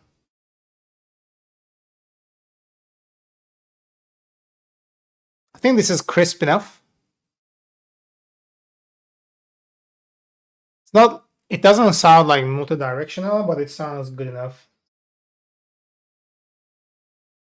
Okay, I'm gonna have to connect a cable to it so it doesn't die, at least to one of them. So hold on 1 second. Gotta find the USB cable that I have. Static. Where did I put it? Found it. Right.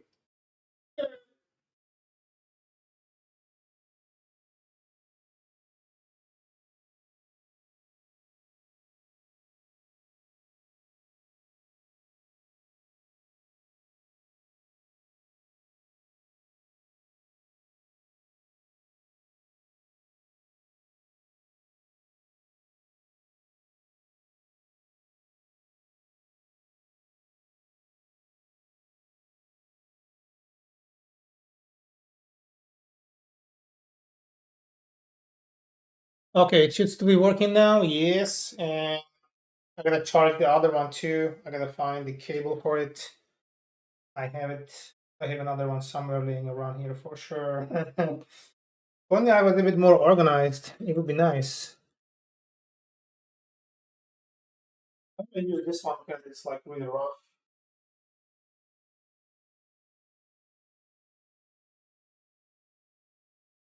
Mm,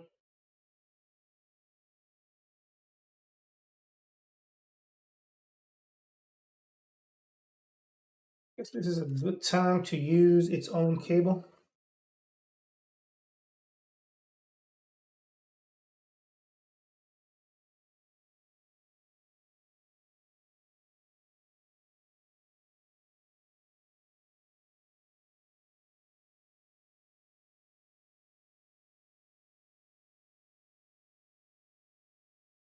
Okay, the red warning went away. I think it was warning me because the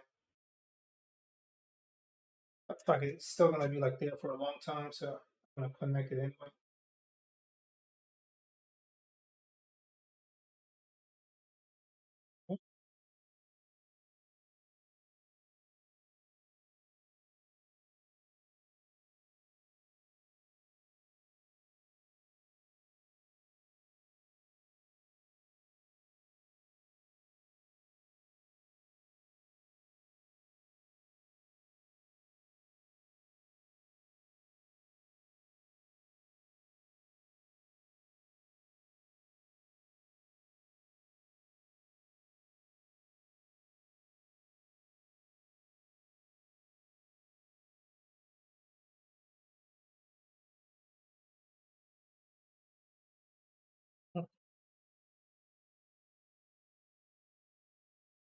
Okay, I think this should be good, but I don't trust the fucking thing I did here. I pushed it the wrong way.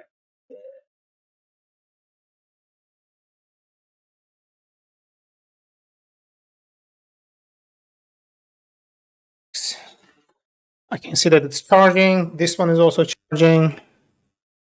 So it should not die on me. And then the other one is charging in the case, so we should be good.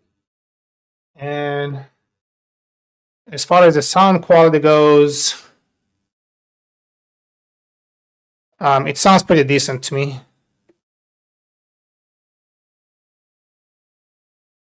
Cool. I think I'm good.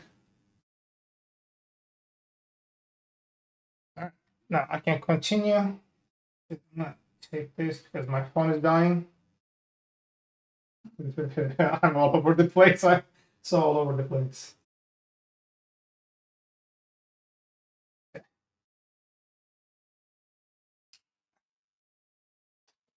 If I hit to test it, I can go test it. But other than that, I think Okay, good. So I'm gonna close it, put it over here, and observe the sound that I have, which is good.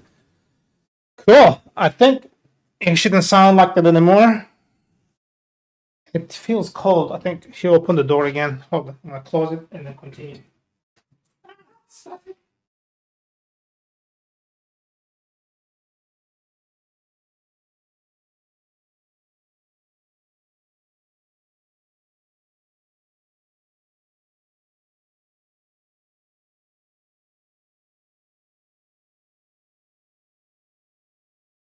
Here.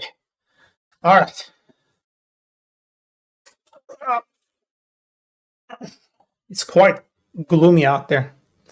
All right, guys, we are back. So I think the sound problem is solved. I can just keep using this from now on going forward. And I can close this. Close this. Good with that. Good with that. Good with that. Good with that. And don't need that. Fuck that. Fuck it. Fuck. And then this is also don't need these either. Don't need that. Okay. So I'm gonna go and keep writing my test and then mock service. So okay. What?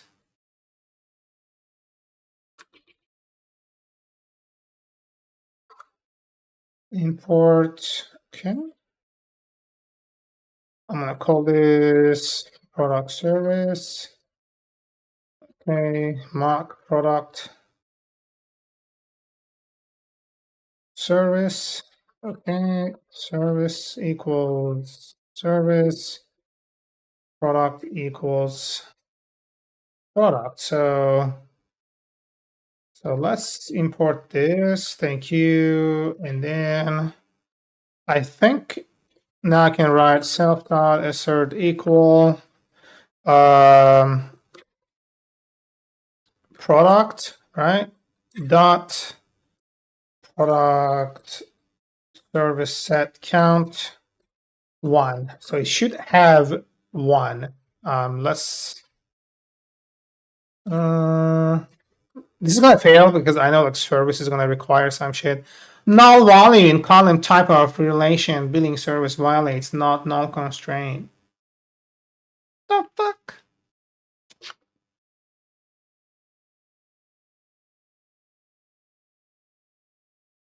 I think the service itself is requiring a type. Yeah. Let's just call it 2-1. Should be sufficient.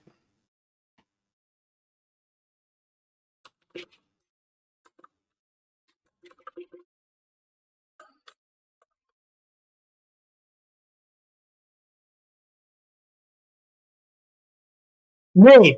Yes.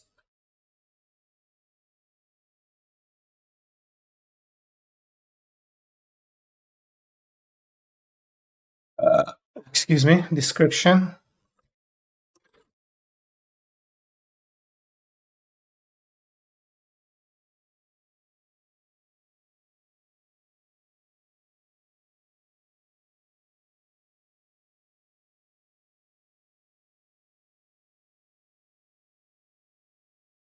What is motherfucker? Billing type. Oh, billing type? What the fuck?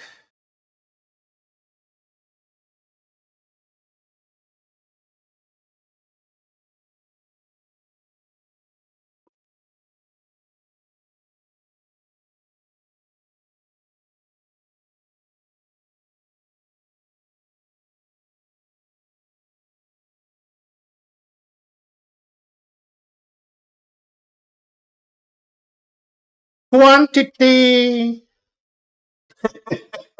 I think it goes on to this one here. And then quantity equals 10. I don't know.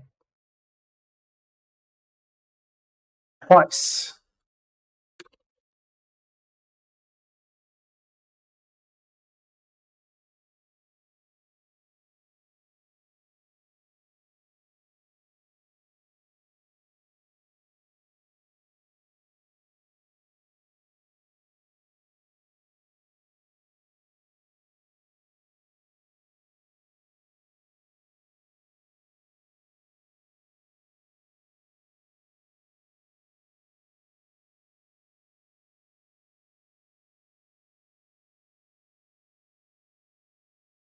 Okay.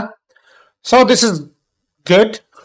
Fuck, this took a while, but I know it's a little like complex in the sense that I have that set up, but it gives me like greater room for making like calculations, as in that it can be a product on its own as an individual thing, or it can be a product that's based off of subscription. So it allows me to like make it work with both situations and more if I need any for murder for further. Okay.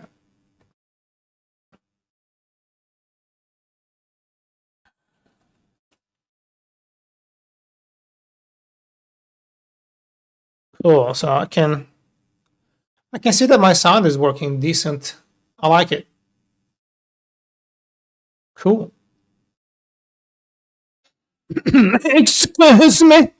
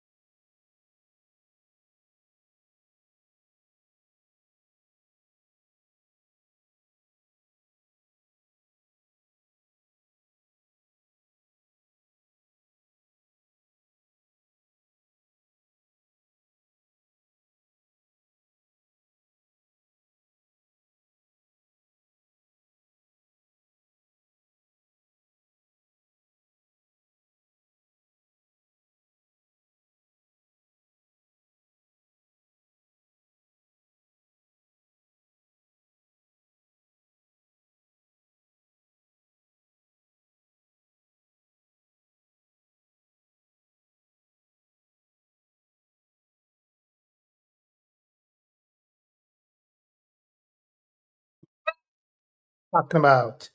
All right. So the product service, right? This is good service. And I'm gonna also do this status equals service status process. We're gonna make it active for now, but I'm gonna change it. Cool. I need my music. Where is my music?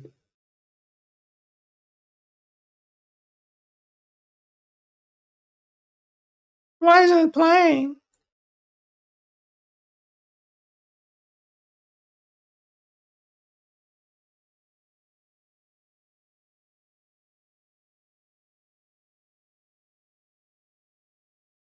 Where the fuck is the sound going, bro?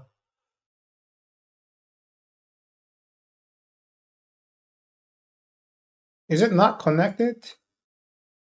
It is connected. Connected, connected. The other shit is not connected. They're not even mine, so I don't even know what the fuck they are. I wonder if the pulse audio is something. What the fuck?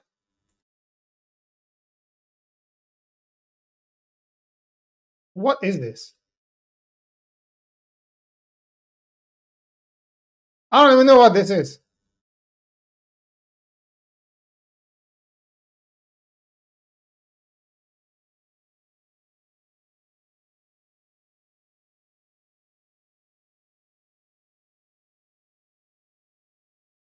Okay.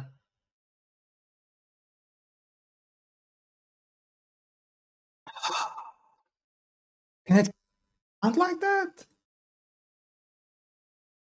No. That would be fucking weird though.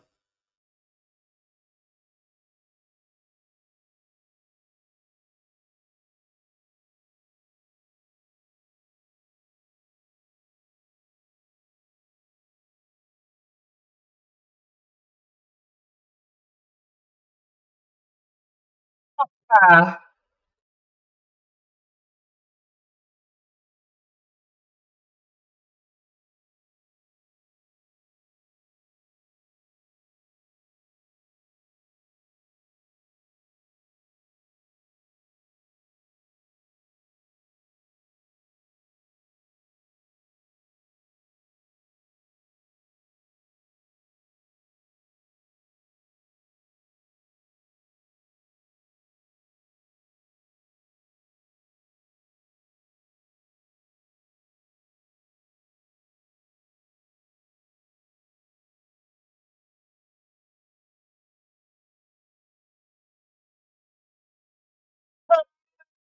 There you go.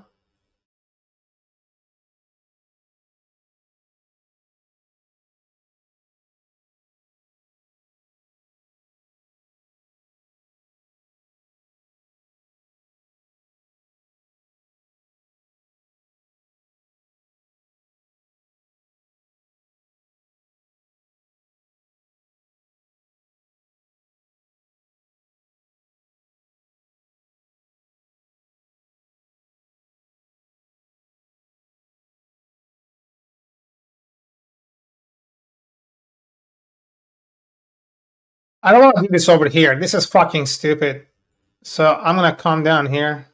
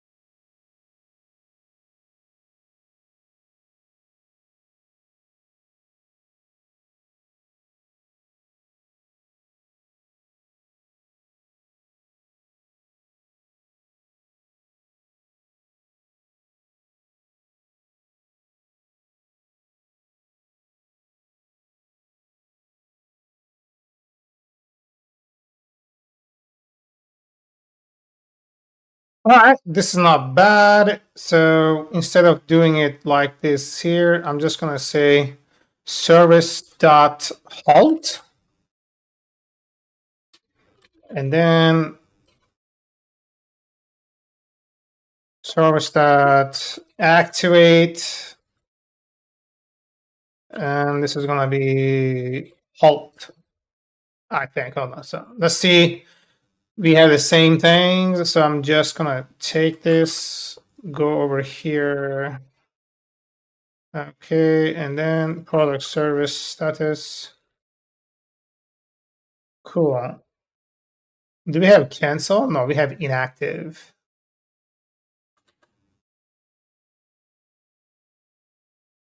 Yeah, cancel should be fucking.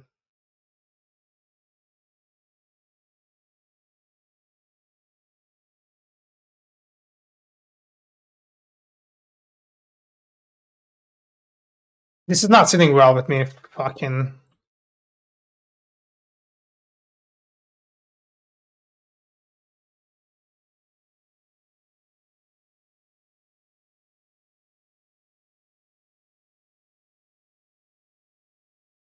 Because inactive and halted, it's like it sounds almost the same to me. So I don't know why I came up with the fucking inactive. What the fuck?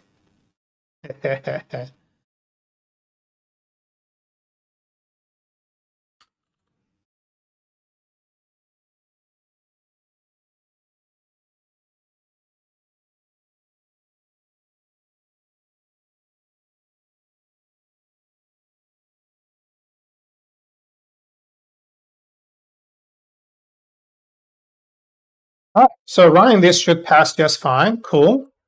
Okay. And I'm gonna come down here, and I think product service migration. I have to update the fucking status. So yeah, it's gonna be canceled now. Where the fuck are we?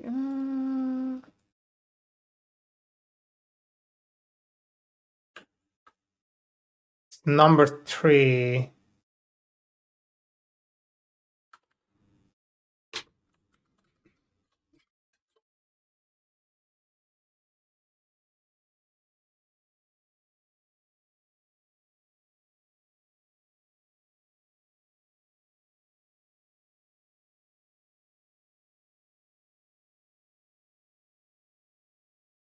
Okay.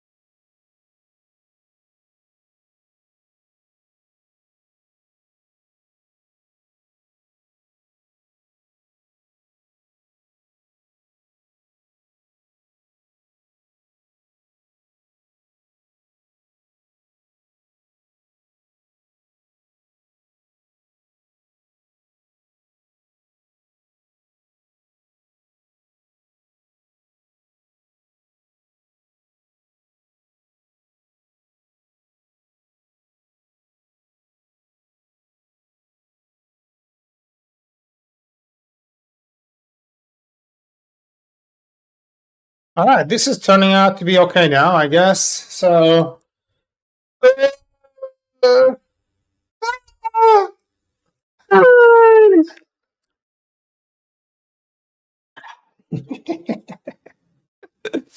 Bruh, I can't believe like this is fucking working nice.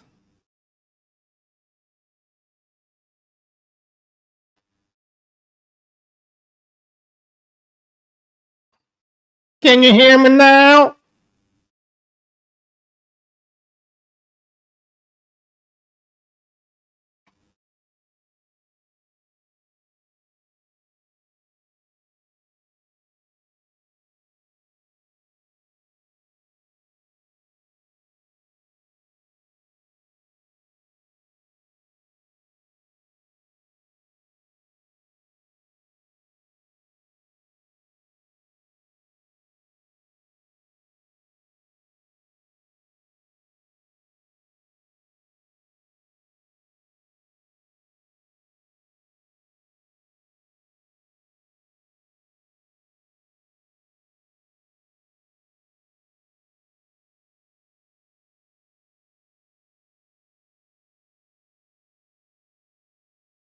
All right. So,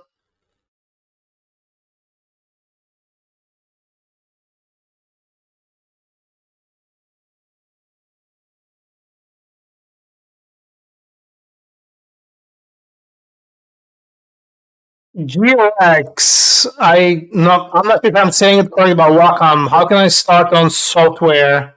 I study English about 7 months. Um, well, what is your end goal? Like, what do you want to do with software? Because software is like too broad. Like, do you want to do web development, game development, software development? Like, what is it?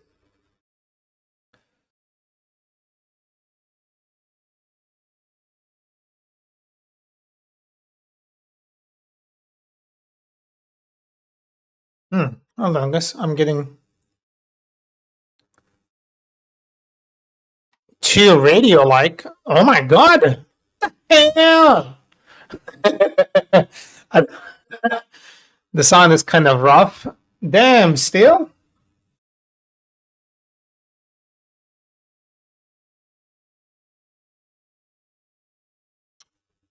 Yeah, I don't know what else to do on this motherfucker here.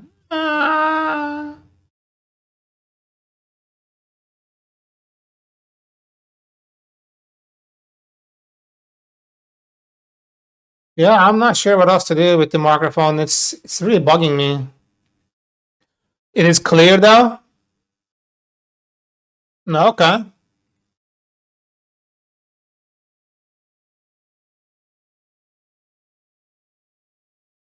I should be fine. I am never fine. You wanna work on database? Um, like data analytics? Is that what you are talking about?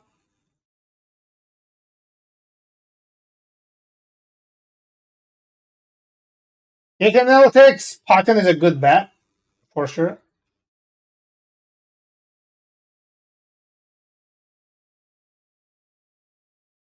Python is a good bet, and you gotta know SQL. So I would probably start with like off of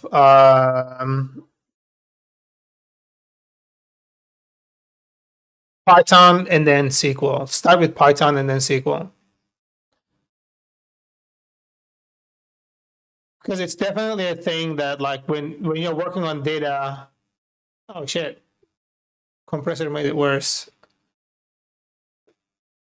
All right. So when you're working on data, you still need a language to deal with data, and Python is a good one. This fucking sounds awful. I wonder if there's like a. Okay, I don't know if this is good. I'm gonna do this, and I'm gonna choose the microphone directly. Bro, I'm so fucking lost. All right, let's see how this one's gonna turn out. It comes from only one side. What the fuck? Hello. Hello. Awful. What is going on here, bro? Uh-oh.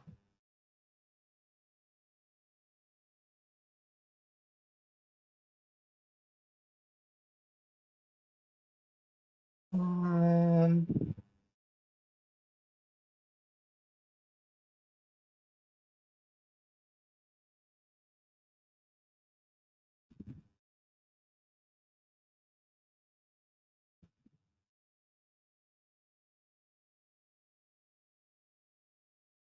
so yeah, I would get started with Python, and then Python would give you a lot of options on moving on to like different areas should you choose. You wouldn't be stuck on data only. So Python and any SQL.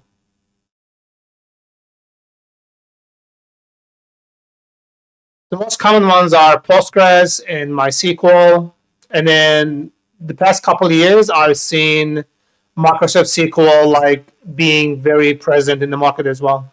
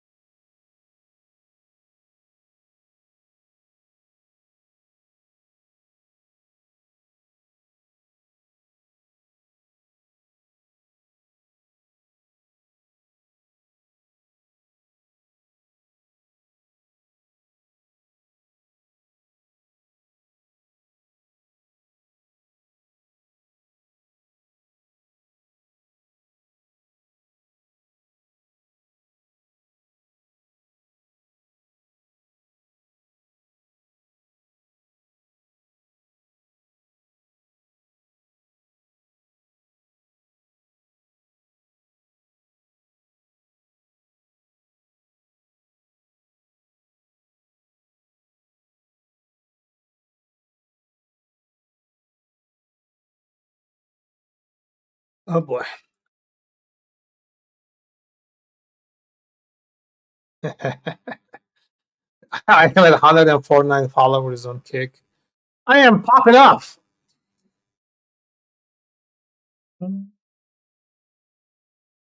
Maybe like I need a Homeland and one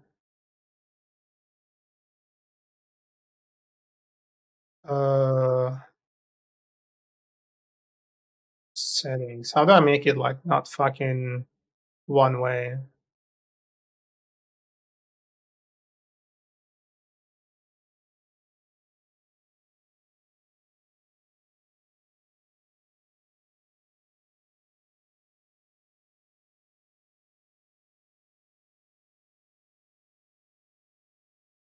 I don't want to download this, bro.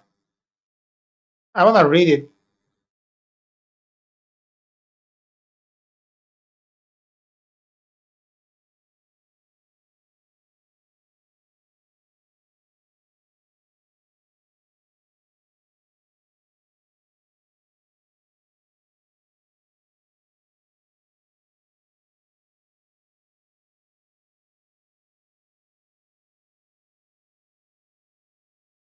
How do you make it hit the page? There you go. Charging case, transmitter, receiver, furry windshield, patch cable. Oh, maybe I gotta change the cable for it to work properly.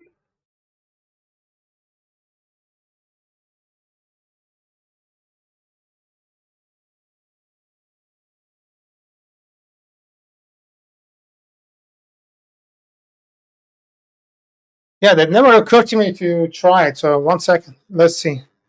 Ah, fuck! I'm gonna rip this apart one day, like without realizing. Shit. Oh, Coco, you came to visit Papa. 1 second. Oh,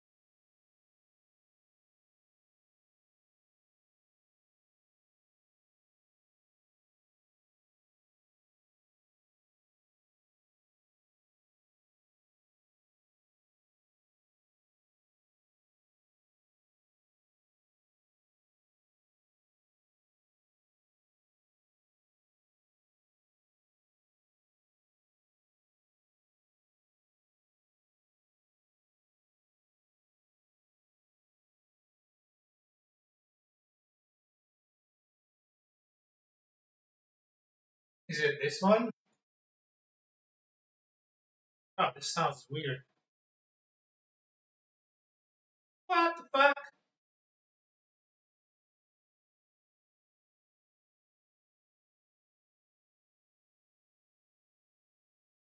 Microphone.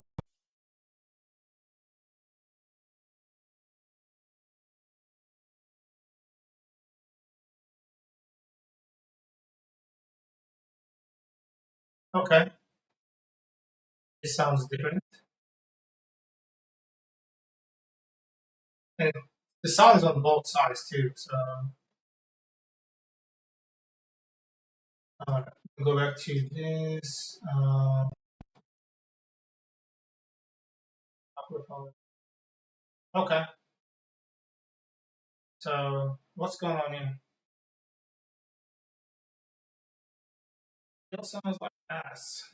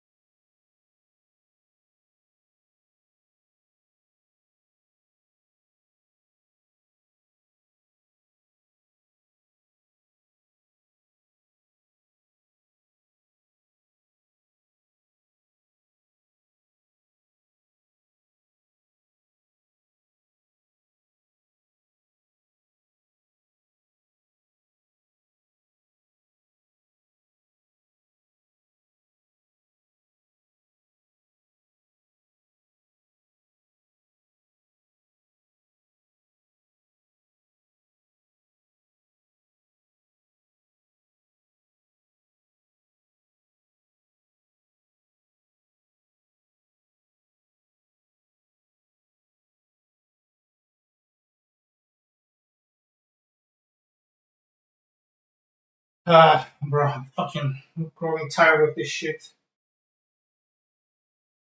Coco, what's my boy, huh?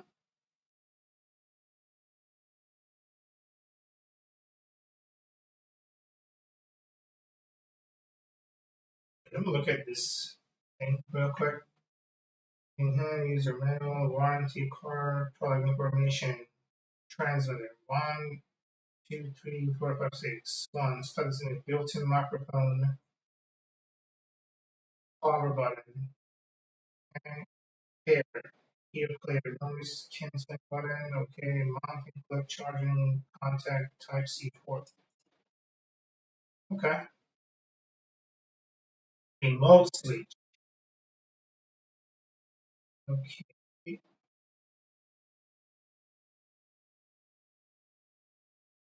Contact. This is shit. Installation. Put it there. Okay.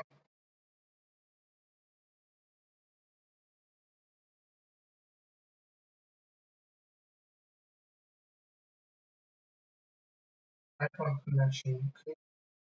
Android connection. Okay. Yes, big boy.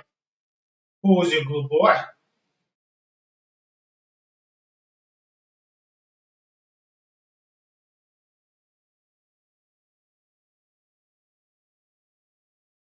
TRS compatible devices.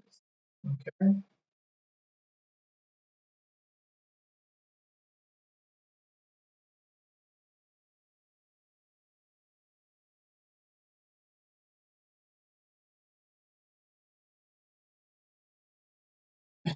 Yes, baby. You want treats? Huh? Who wants treat? Come, come on, baby. Such a good boy. Huh? Hold on. Just no, no. The tip is the car. Oh, I got you. I got you this one. I get this one. Ah, hold on. There.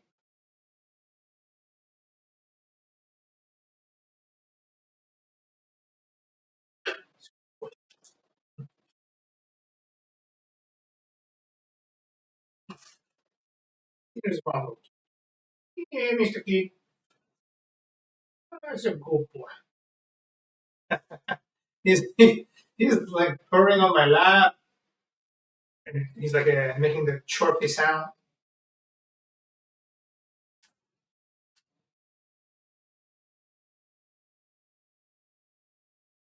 All right, last one, eh? Last one, eh?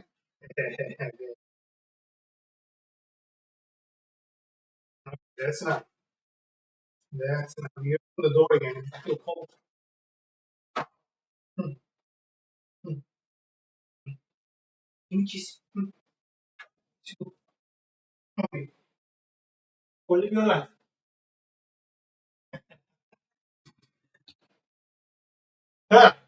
Ah, shit. What was that? Let's check on the pairing modes. Auto charging. Mode switch. Long press the mode switch holding down for 5 seconds to switch mode. Green light indicates camera mode. Blue tick indicates phone mode or camera story. Okay, so the green makes it come from, okay, it's mono, which is weird. And the other one, blue, makes it come out from both sides. All right, so this is not bad. Oh, we do it on the receiver. Cool. So,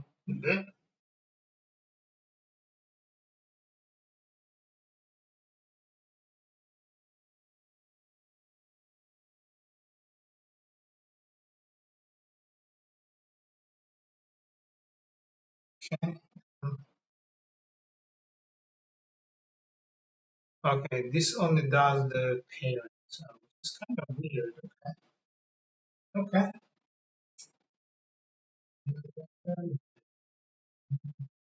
See, don't beat up your ass, up your nose, and shit like that. uh,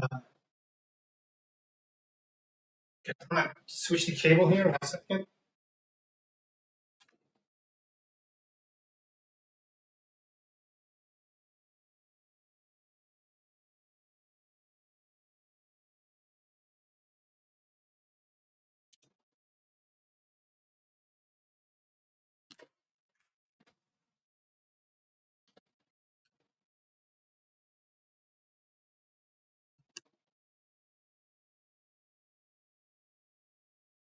Okay, it should be back again, but let me test it.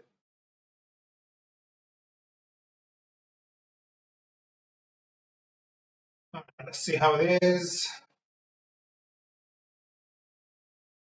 There's like some fucking weird inconsistency there. Is it because I'm not close enough?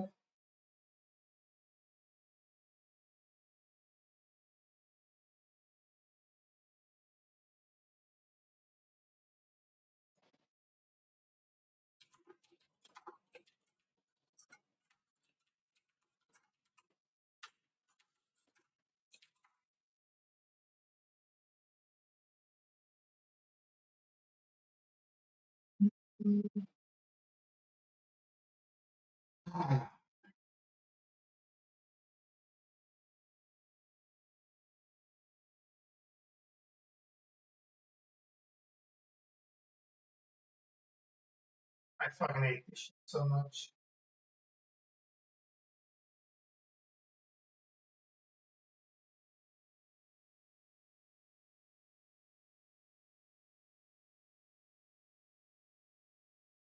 Okay. Why is it so low? I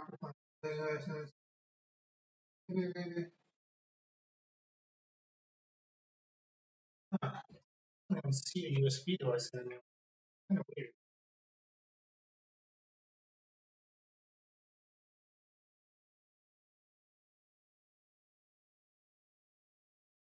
Is it this one interfering with it?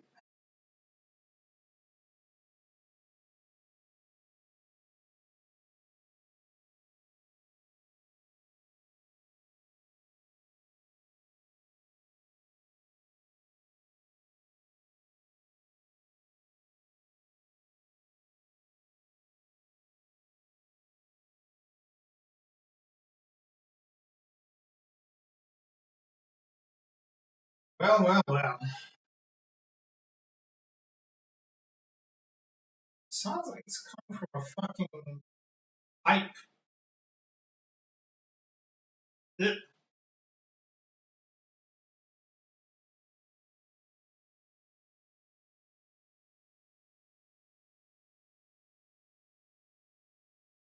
Let me see if this is going to change anything.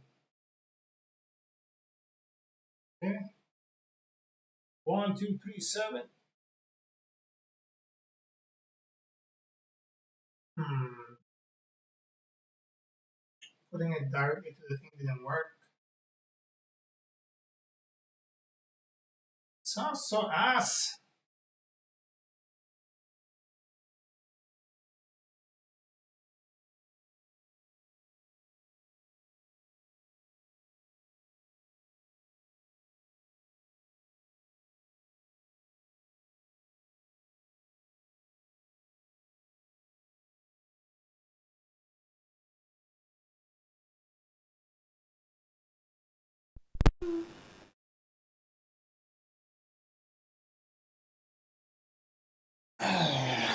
It should be different now. Oh, there is definitely some difference now. But there's like a little bit of a static. Where the fuck is it coming from? Why is there a fucking static?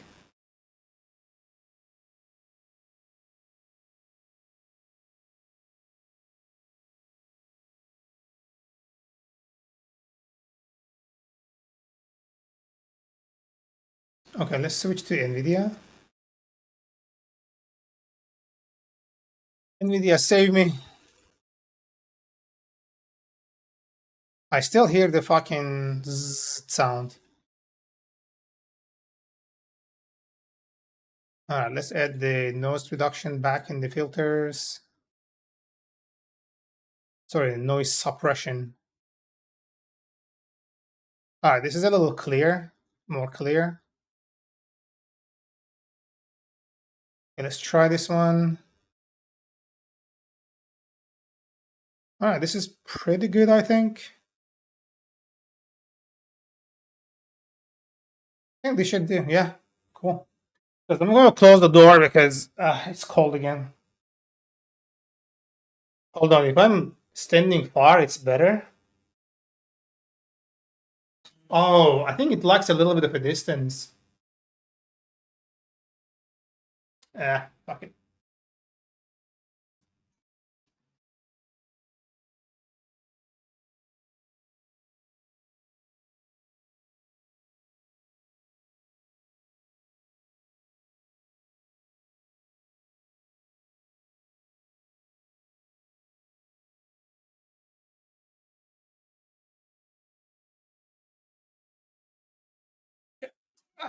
Static.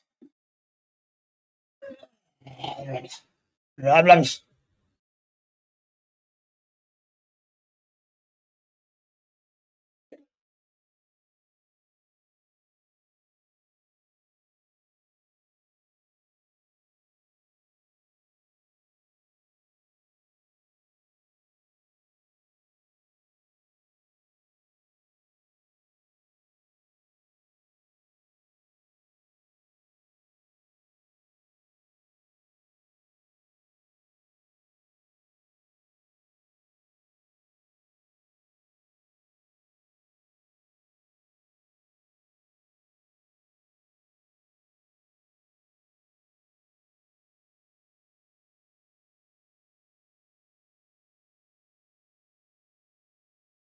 Let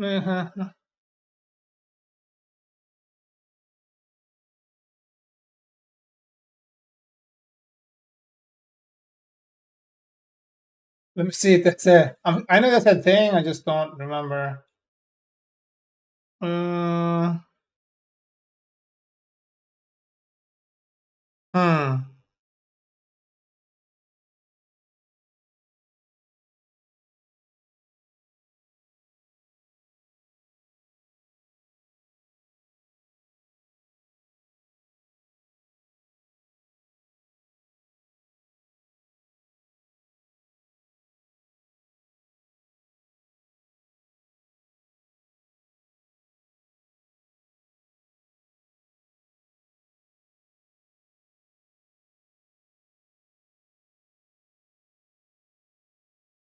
Oh, so this is actually working as expected.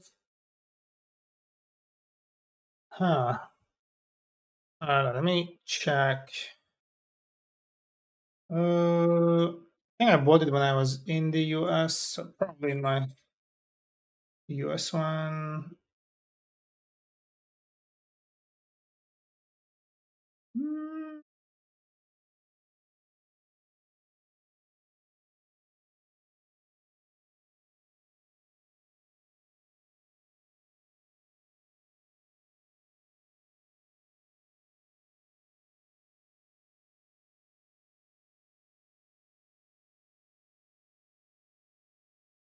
Let me a text message here.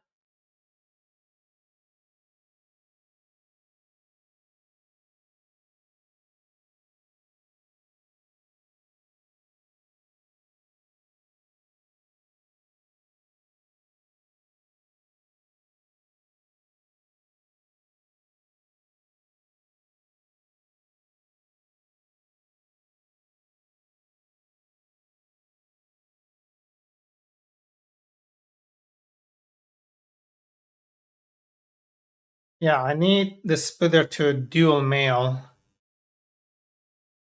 Uh-huh.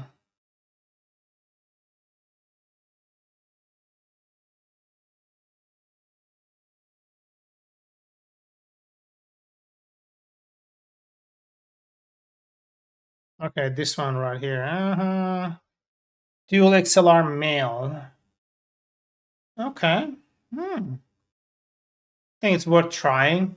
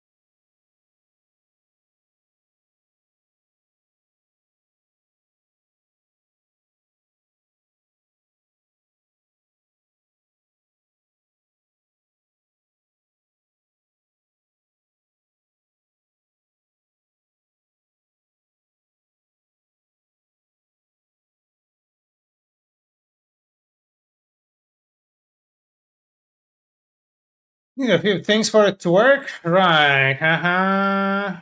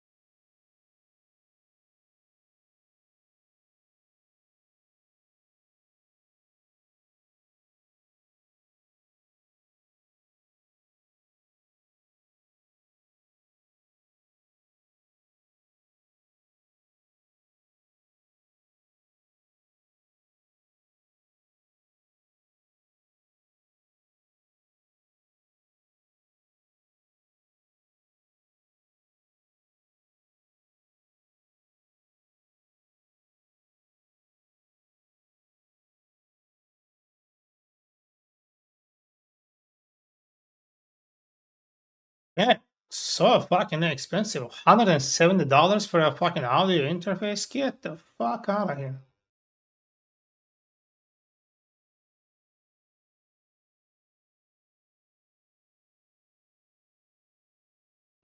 Fucking nuts, bro.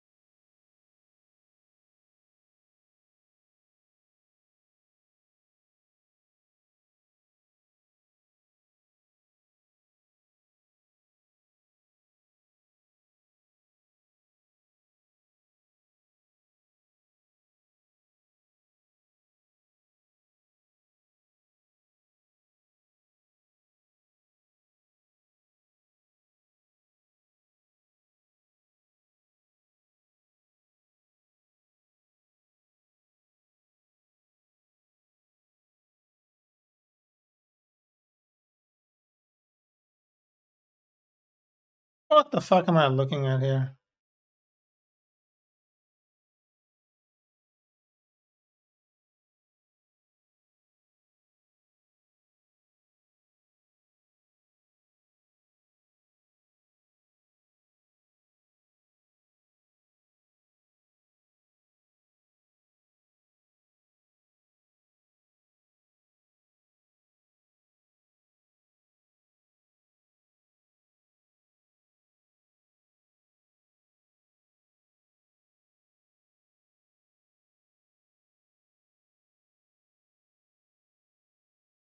What the fuck am I looking at?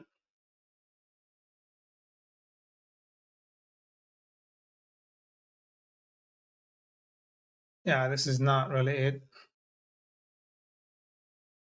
Uh,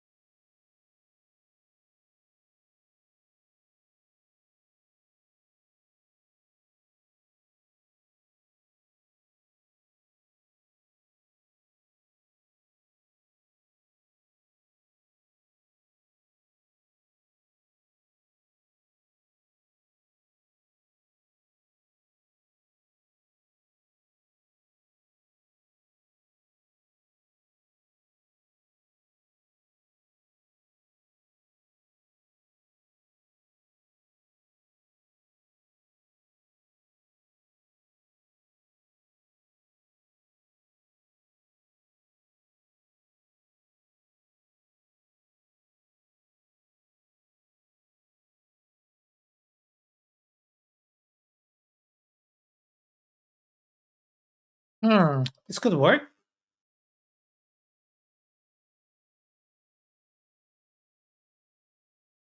Okay.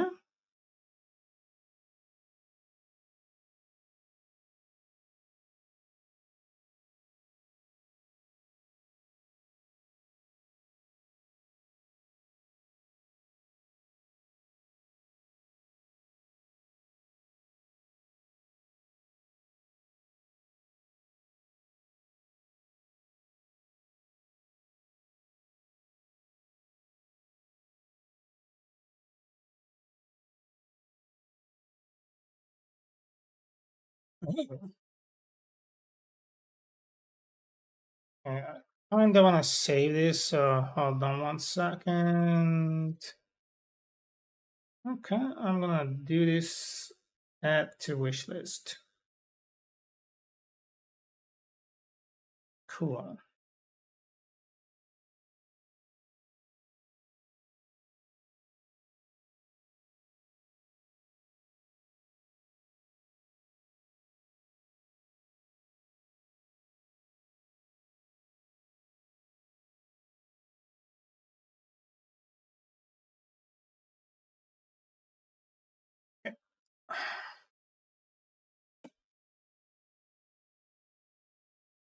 I'm gonna take a little break, y'all.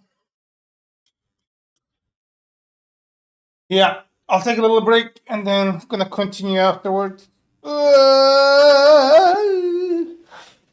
Yeah.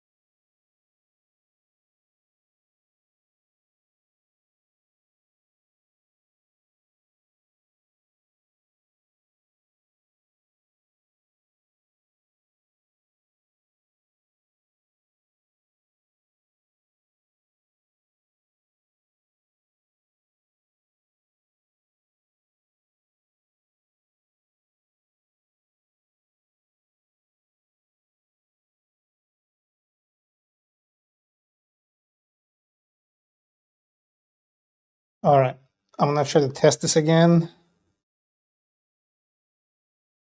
Oh, this sounds good, I think.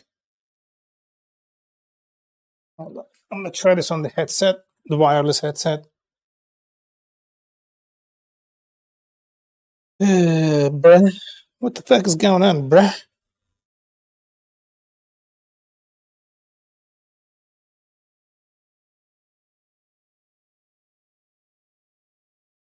Power on.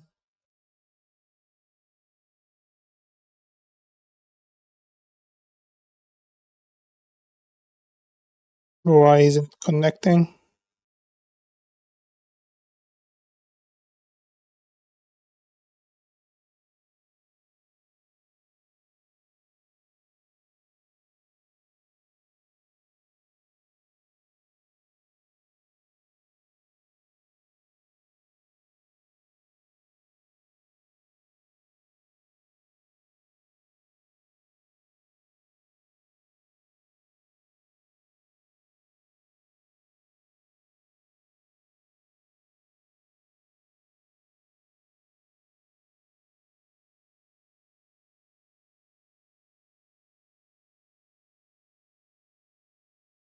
He's back. I'm just trying to fix this sound. It's getting into my head. I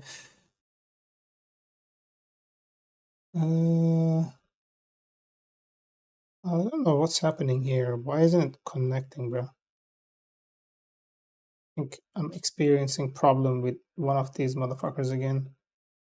So I'm just gonna turn off everything and then do this.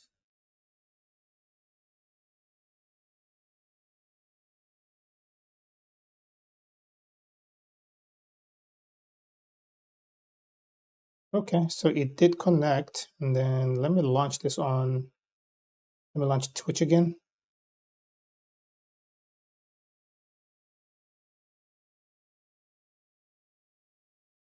Lordy, how is the sound? Does it sound okay?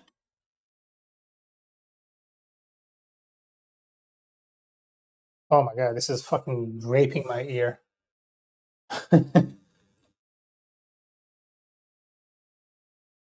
Jesus, this is really bad.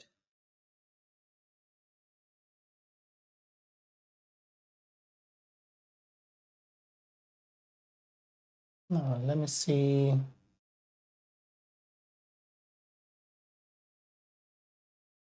I want to say as usual, but it feels a little bit worse.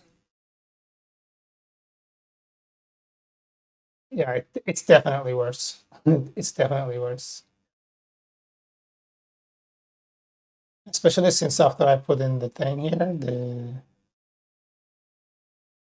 the headset right now, it's fucked up. I don't know what the fuck is going on here.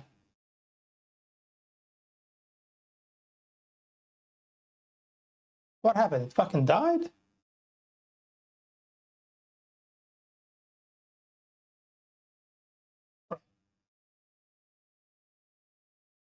Your mic is broke or what happened? Yeah, something is definitely wrong. I don't know what's going on though.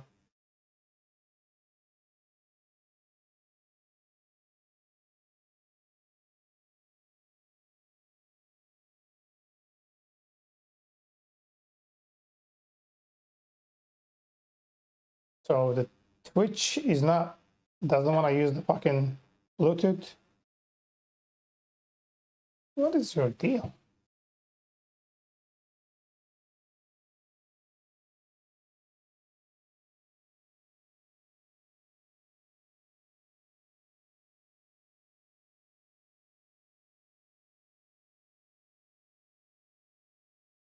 We hear you fine, and then that's all. There's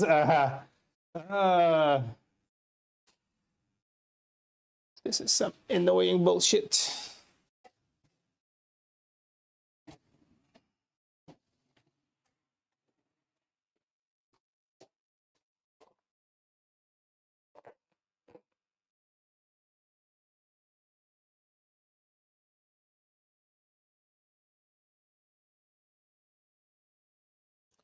Bluetooth just disconnected. I don't even know why.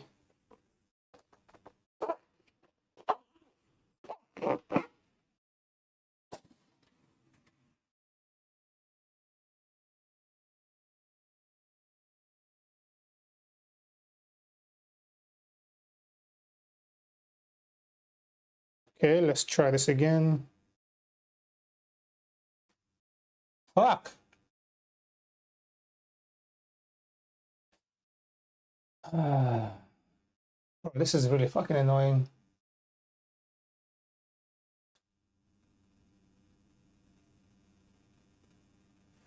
There's like a lot of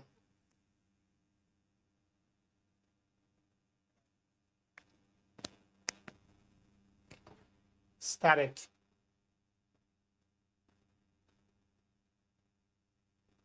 Oh, this is worse.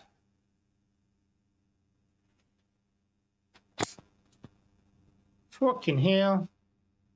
All right, let me try NVIDIA again. I think it should save my this all.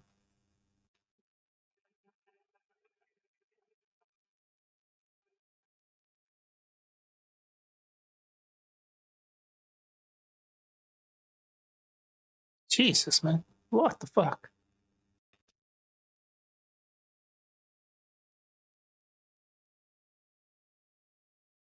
Why does it have static? I don't understand. It's not supposed to have static.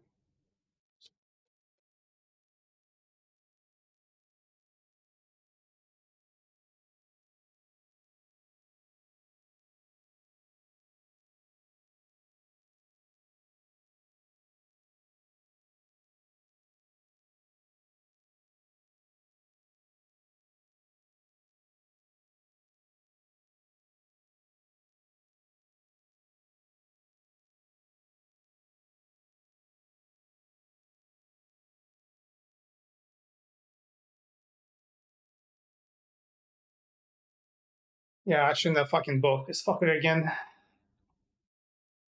Plug out, leave for 10 minutes, and plug in by some holy force, it will work. I can definitely hear the fucking thing though, like the sound, the static in it. It should not have a static in it.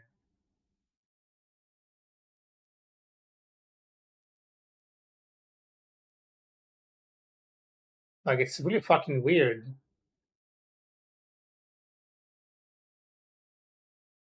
Okay, this was a little cleaner because I'm putting it through NVIDIA broadcast, but I still hear it. Motherfucker. This is really fucking stupid, yeah.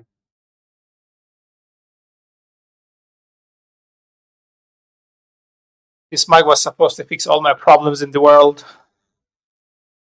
Oh, that's too loud. Why are you like this?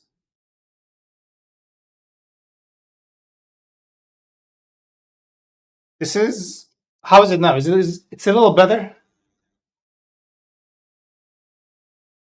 Ah, disgusting.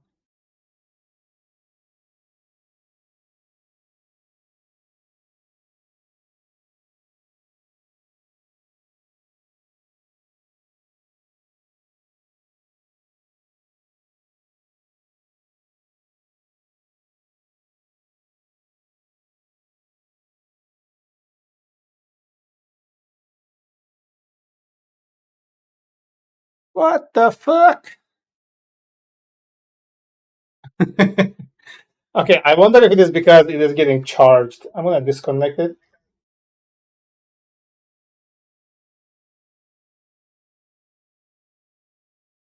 I wonder like if the power being connected is making problems.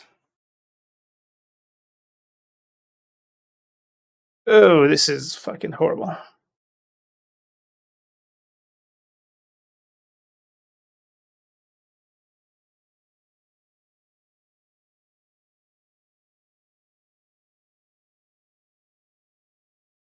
So it's exactly where my normal thing is at, and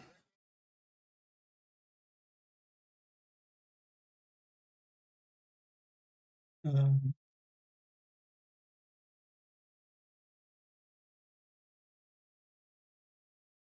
yeah, not sure what else to do here.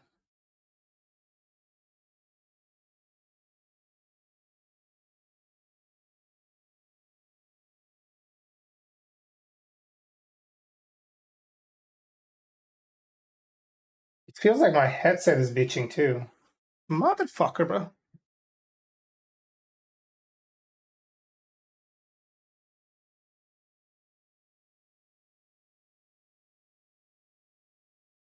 All right, I'm gonna test it with a cable this time. Okay, sorry for this. This is just bugging me. I don't want to just let it sit there.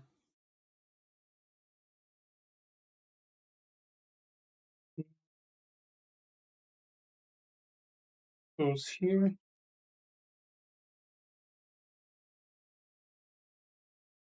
Power off. Bluetooth disconnected.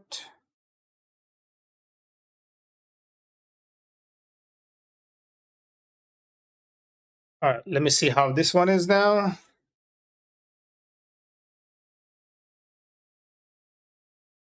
Fuck. It's so delayed.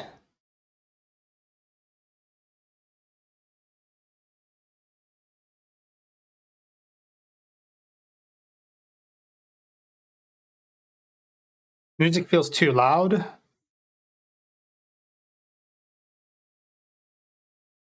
Yeah, why is the music feeling so loud? Okay, let's lower it.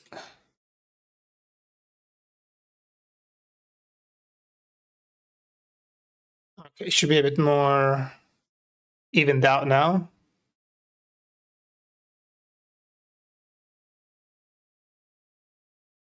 Okay, I lowered it. It's not too bad. And filters. Let's do a limiter here. I don't want it to kill us.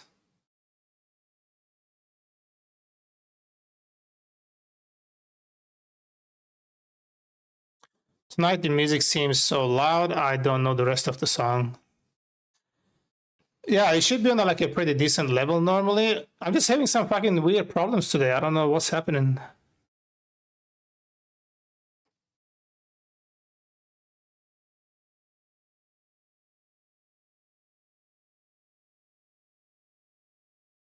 I'm gonna turn off this fucking compressor.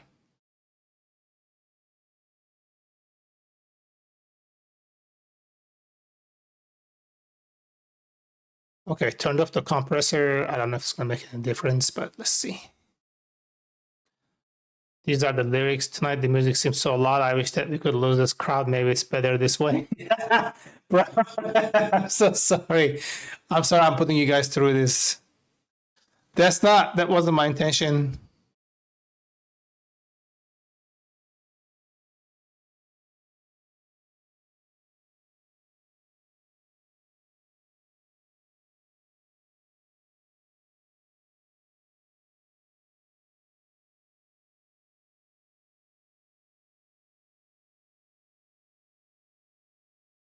You don't hear the music. I lowered it a little bit.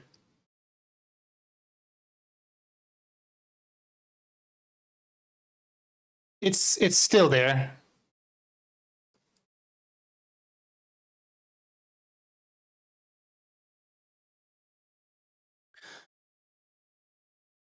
No, it'll come back.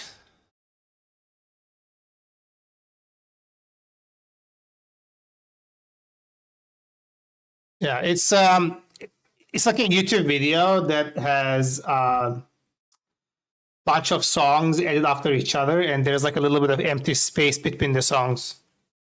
It should be back right now.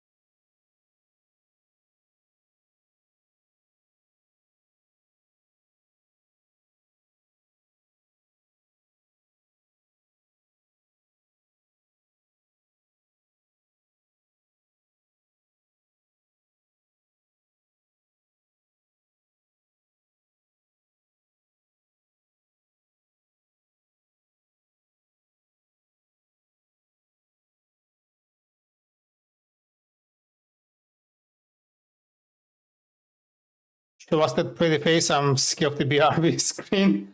I'm trying to get there.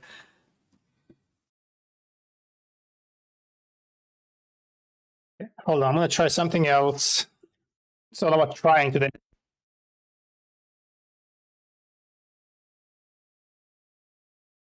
All right, we are back to the XLR mic.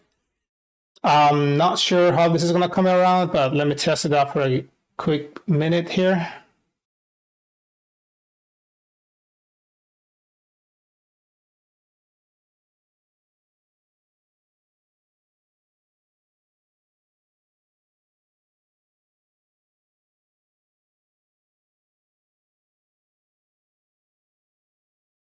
All right, definitely sounds like us.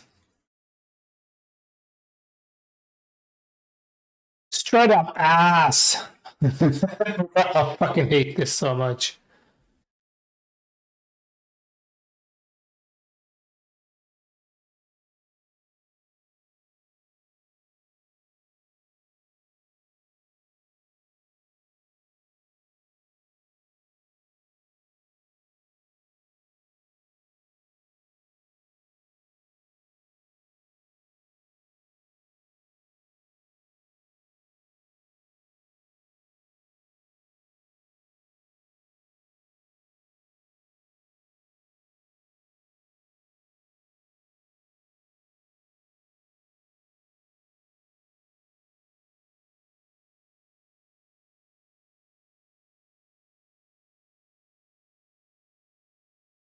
My desk is kind of fucked up right now. Like everything is all over the place. And I don't even have any room to like move things around. I can barely move the fucking mouse.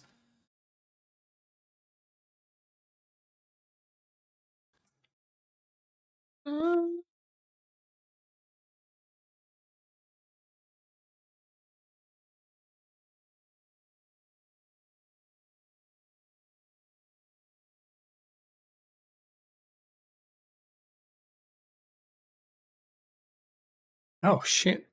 Where the headset? Oh, put them under here. Okay, let's see.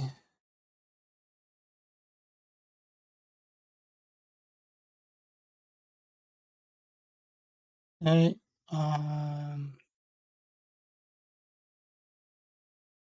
messy desk is a working desk.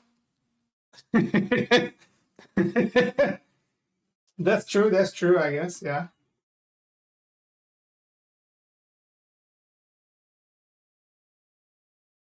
I'm not gonna argue that. Quote me on this. I'm not just gonna quote it. I'm also gonna pin it.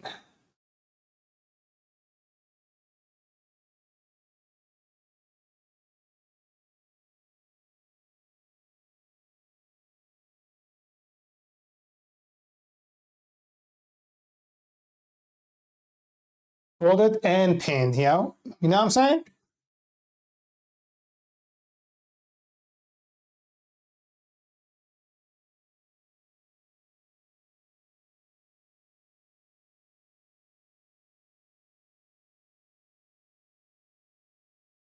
Okay. It's not too bad, right?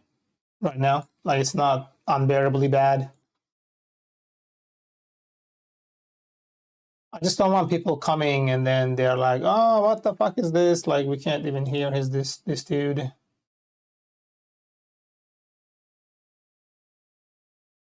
They are like raping our ears. No.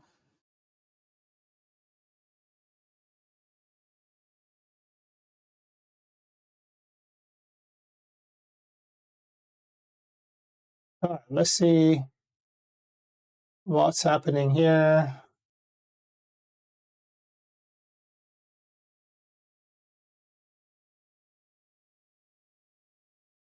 Okay.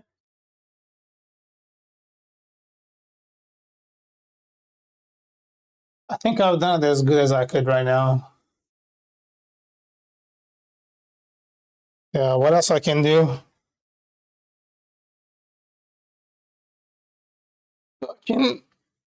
Remote mic, XLR mic. What is that thing called? Let me see.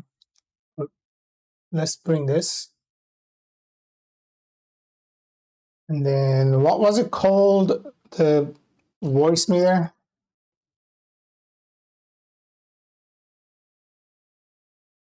I don't know if this works on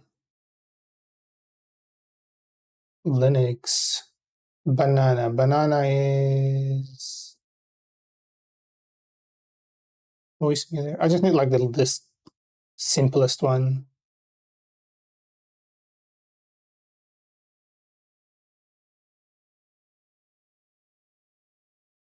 This doesn't have VBAN. What the fuck?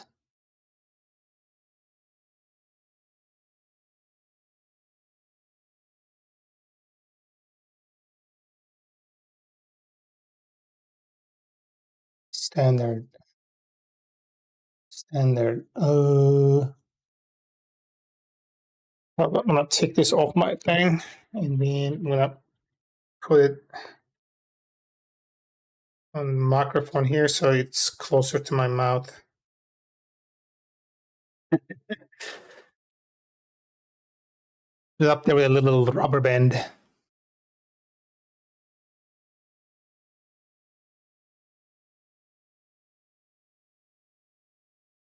Yeah, here I am, big boy.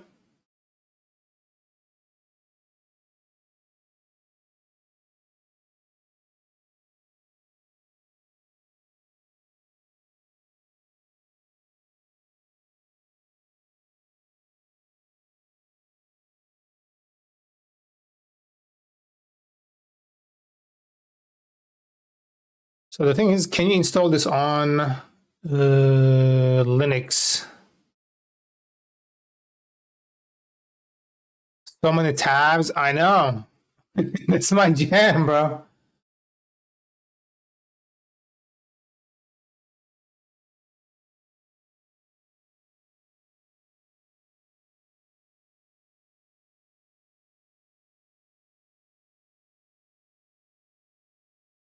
Where is downloads? Let's see. I don't know if this works on. It gives me a zip. Hold on. Okay, let's see. Voice meter install Ubuntu.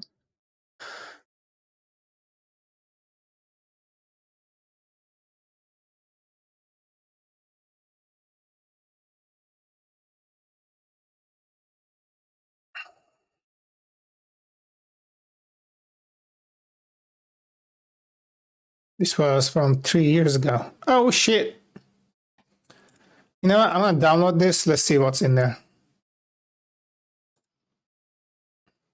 Yeah, it's an XS. Oh fuck. This is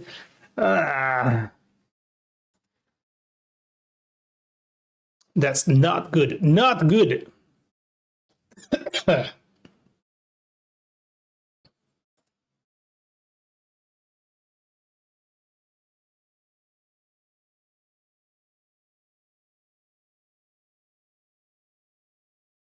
Pulse meter. There's a pulse meter with 2 E's. What the hell?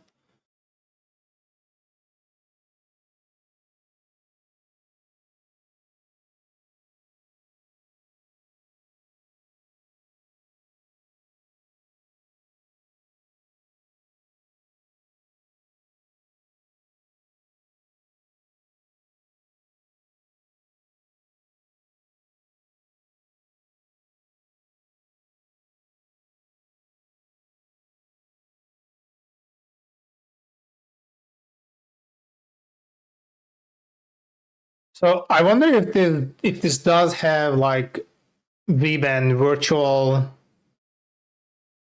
audio network. This is actually pretty neat.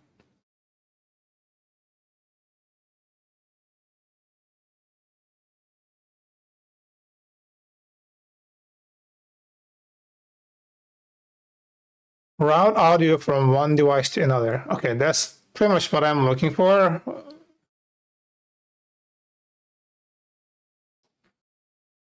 And it's on pip. Holy shit, that's fucking sick.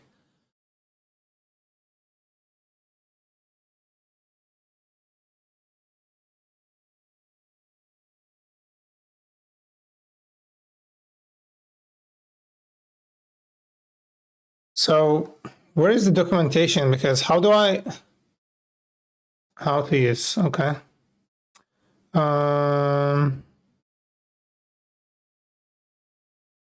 How do I share the sound from one device to another?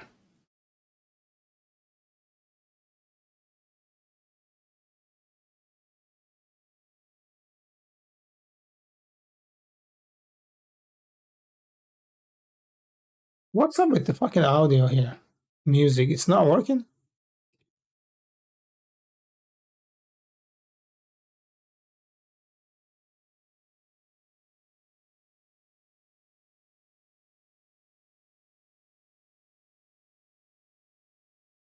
Bah.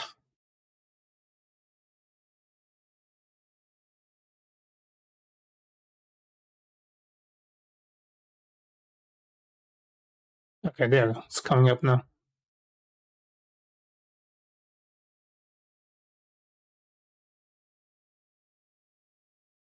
No, it feels like so low.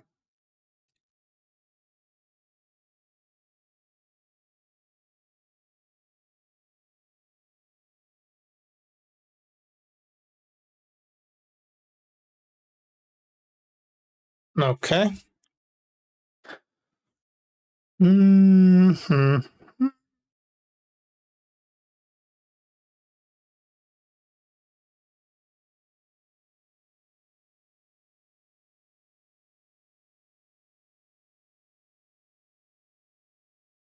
I'm gonna go eat and sleep. It's 10 p.m. I gotta wake up early. Ramadan fixed my sleep schedule. Well, happy Ramadan. Ramadan to the rescue.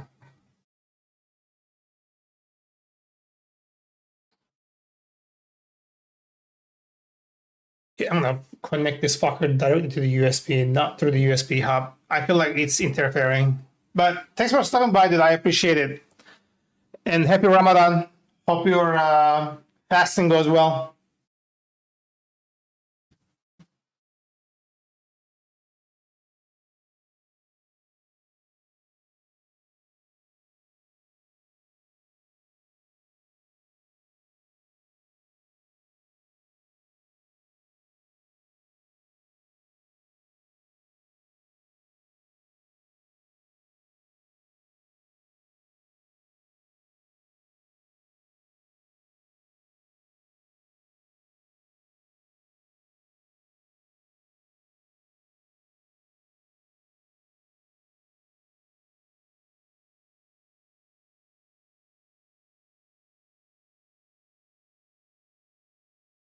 Okay. Looks like the sound is back, but I'm not sure where the fuck is it coming from. Ah,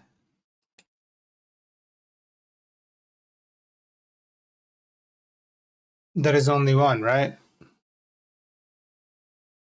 Yeah, there is only one. So we should be good.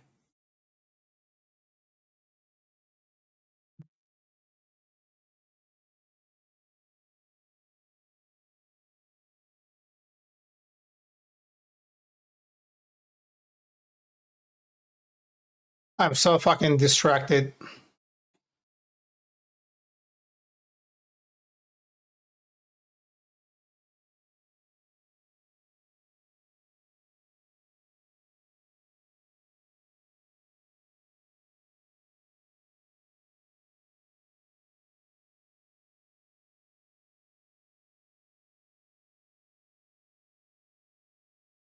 System sound.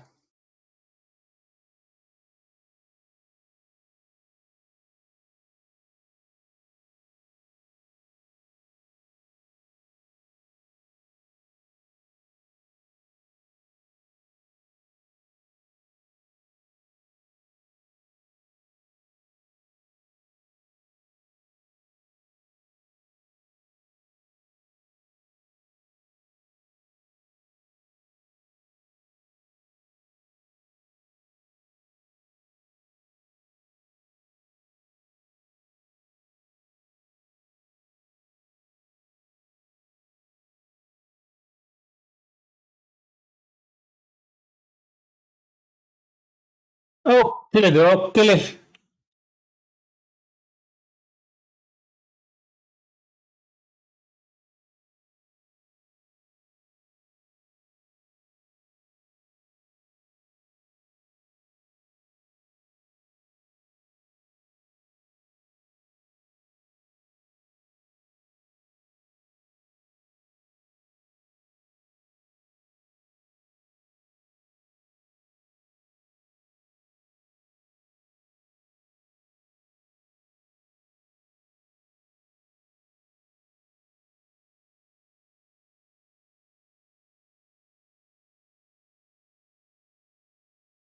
Want to share microphone for the man.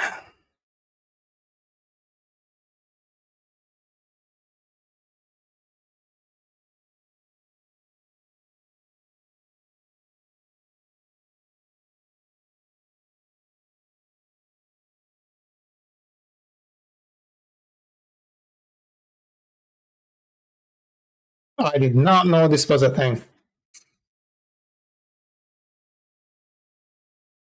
How long ago was this? 2014. That's a really long while ago. So let me see. Configuration, webcam. This is the codec, built-in audio. That's not it.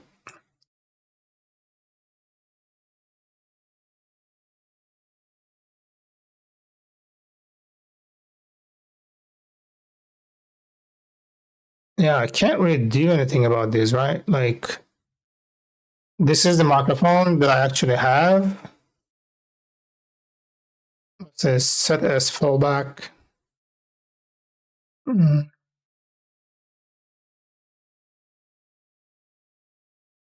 this is what I want to share, but how the fuck do I share? Oh, there's an advanced latency offset. Okay, that's not it.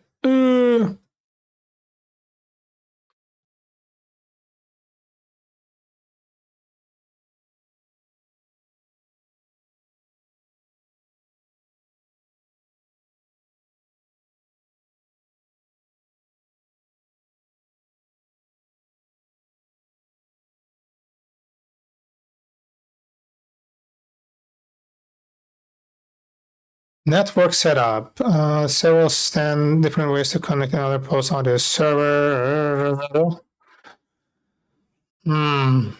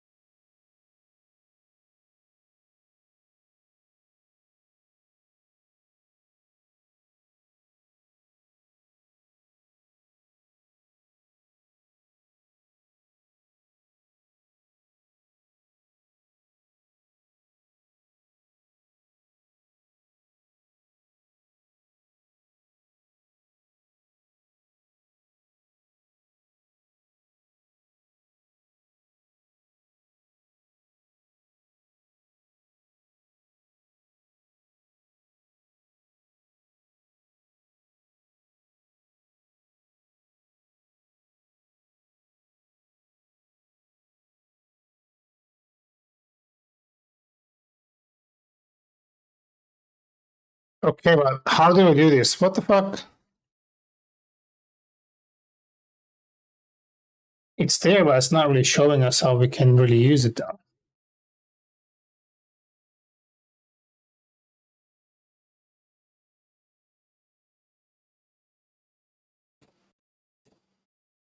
Oh boy.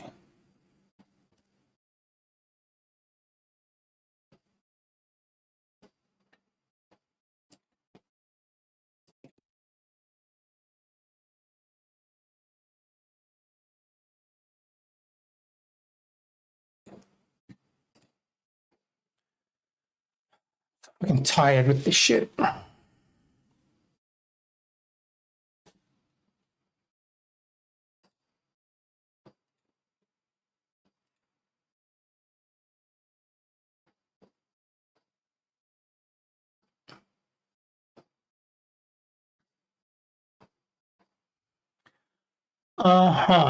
I'm thinking something here.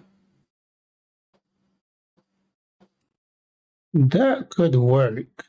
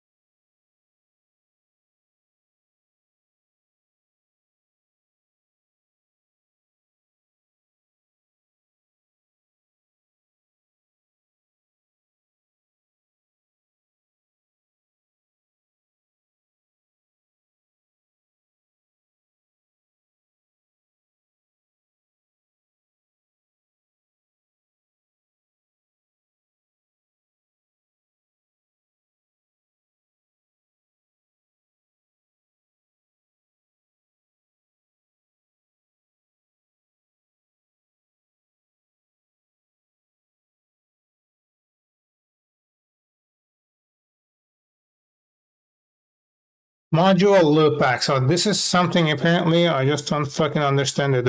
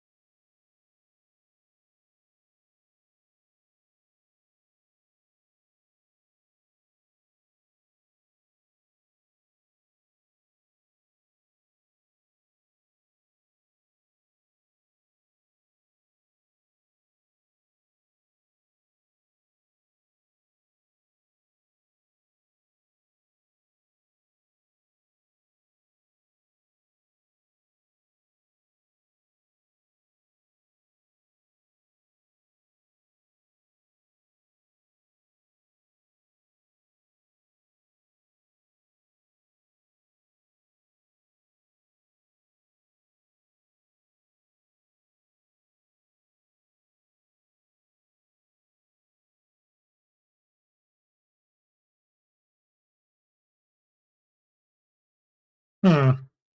All right, yeah, I'm gonna call it. I'm gonna deal with this shit before it gets into my head. So I'll see you guys tomorrow.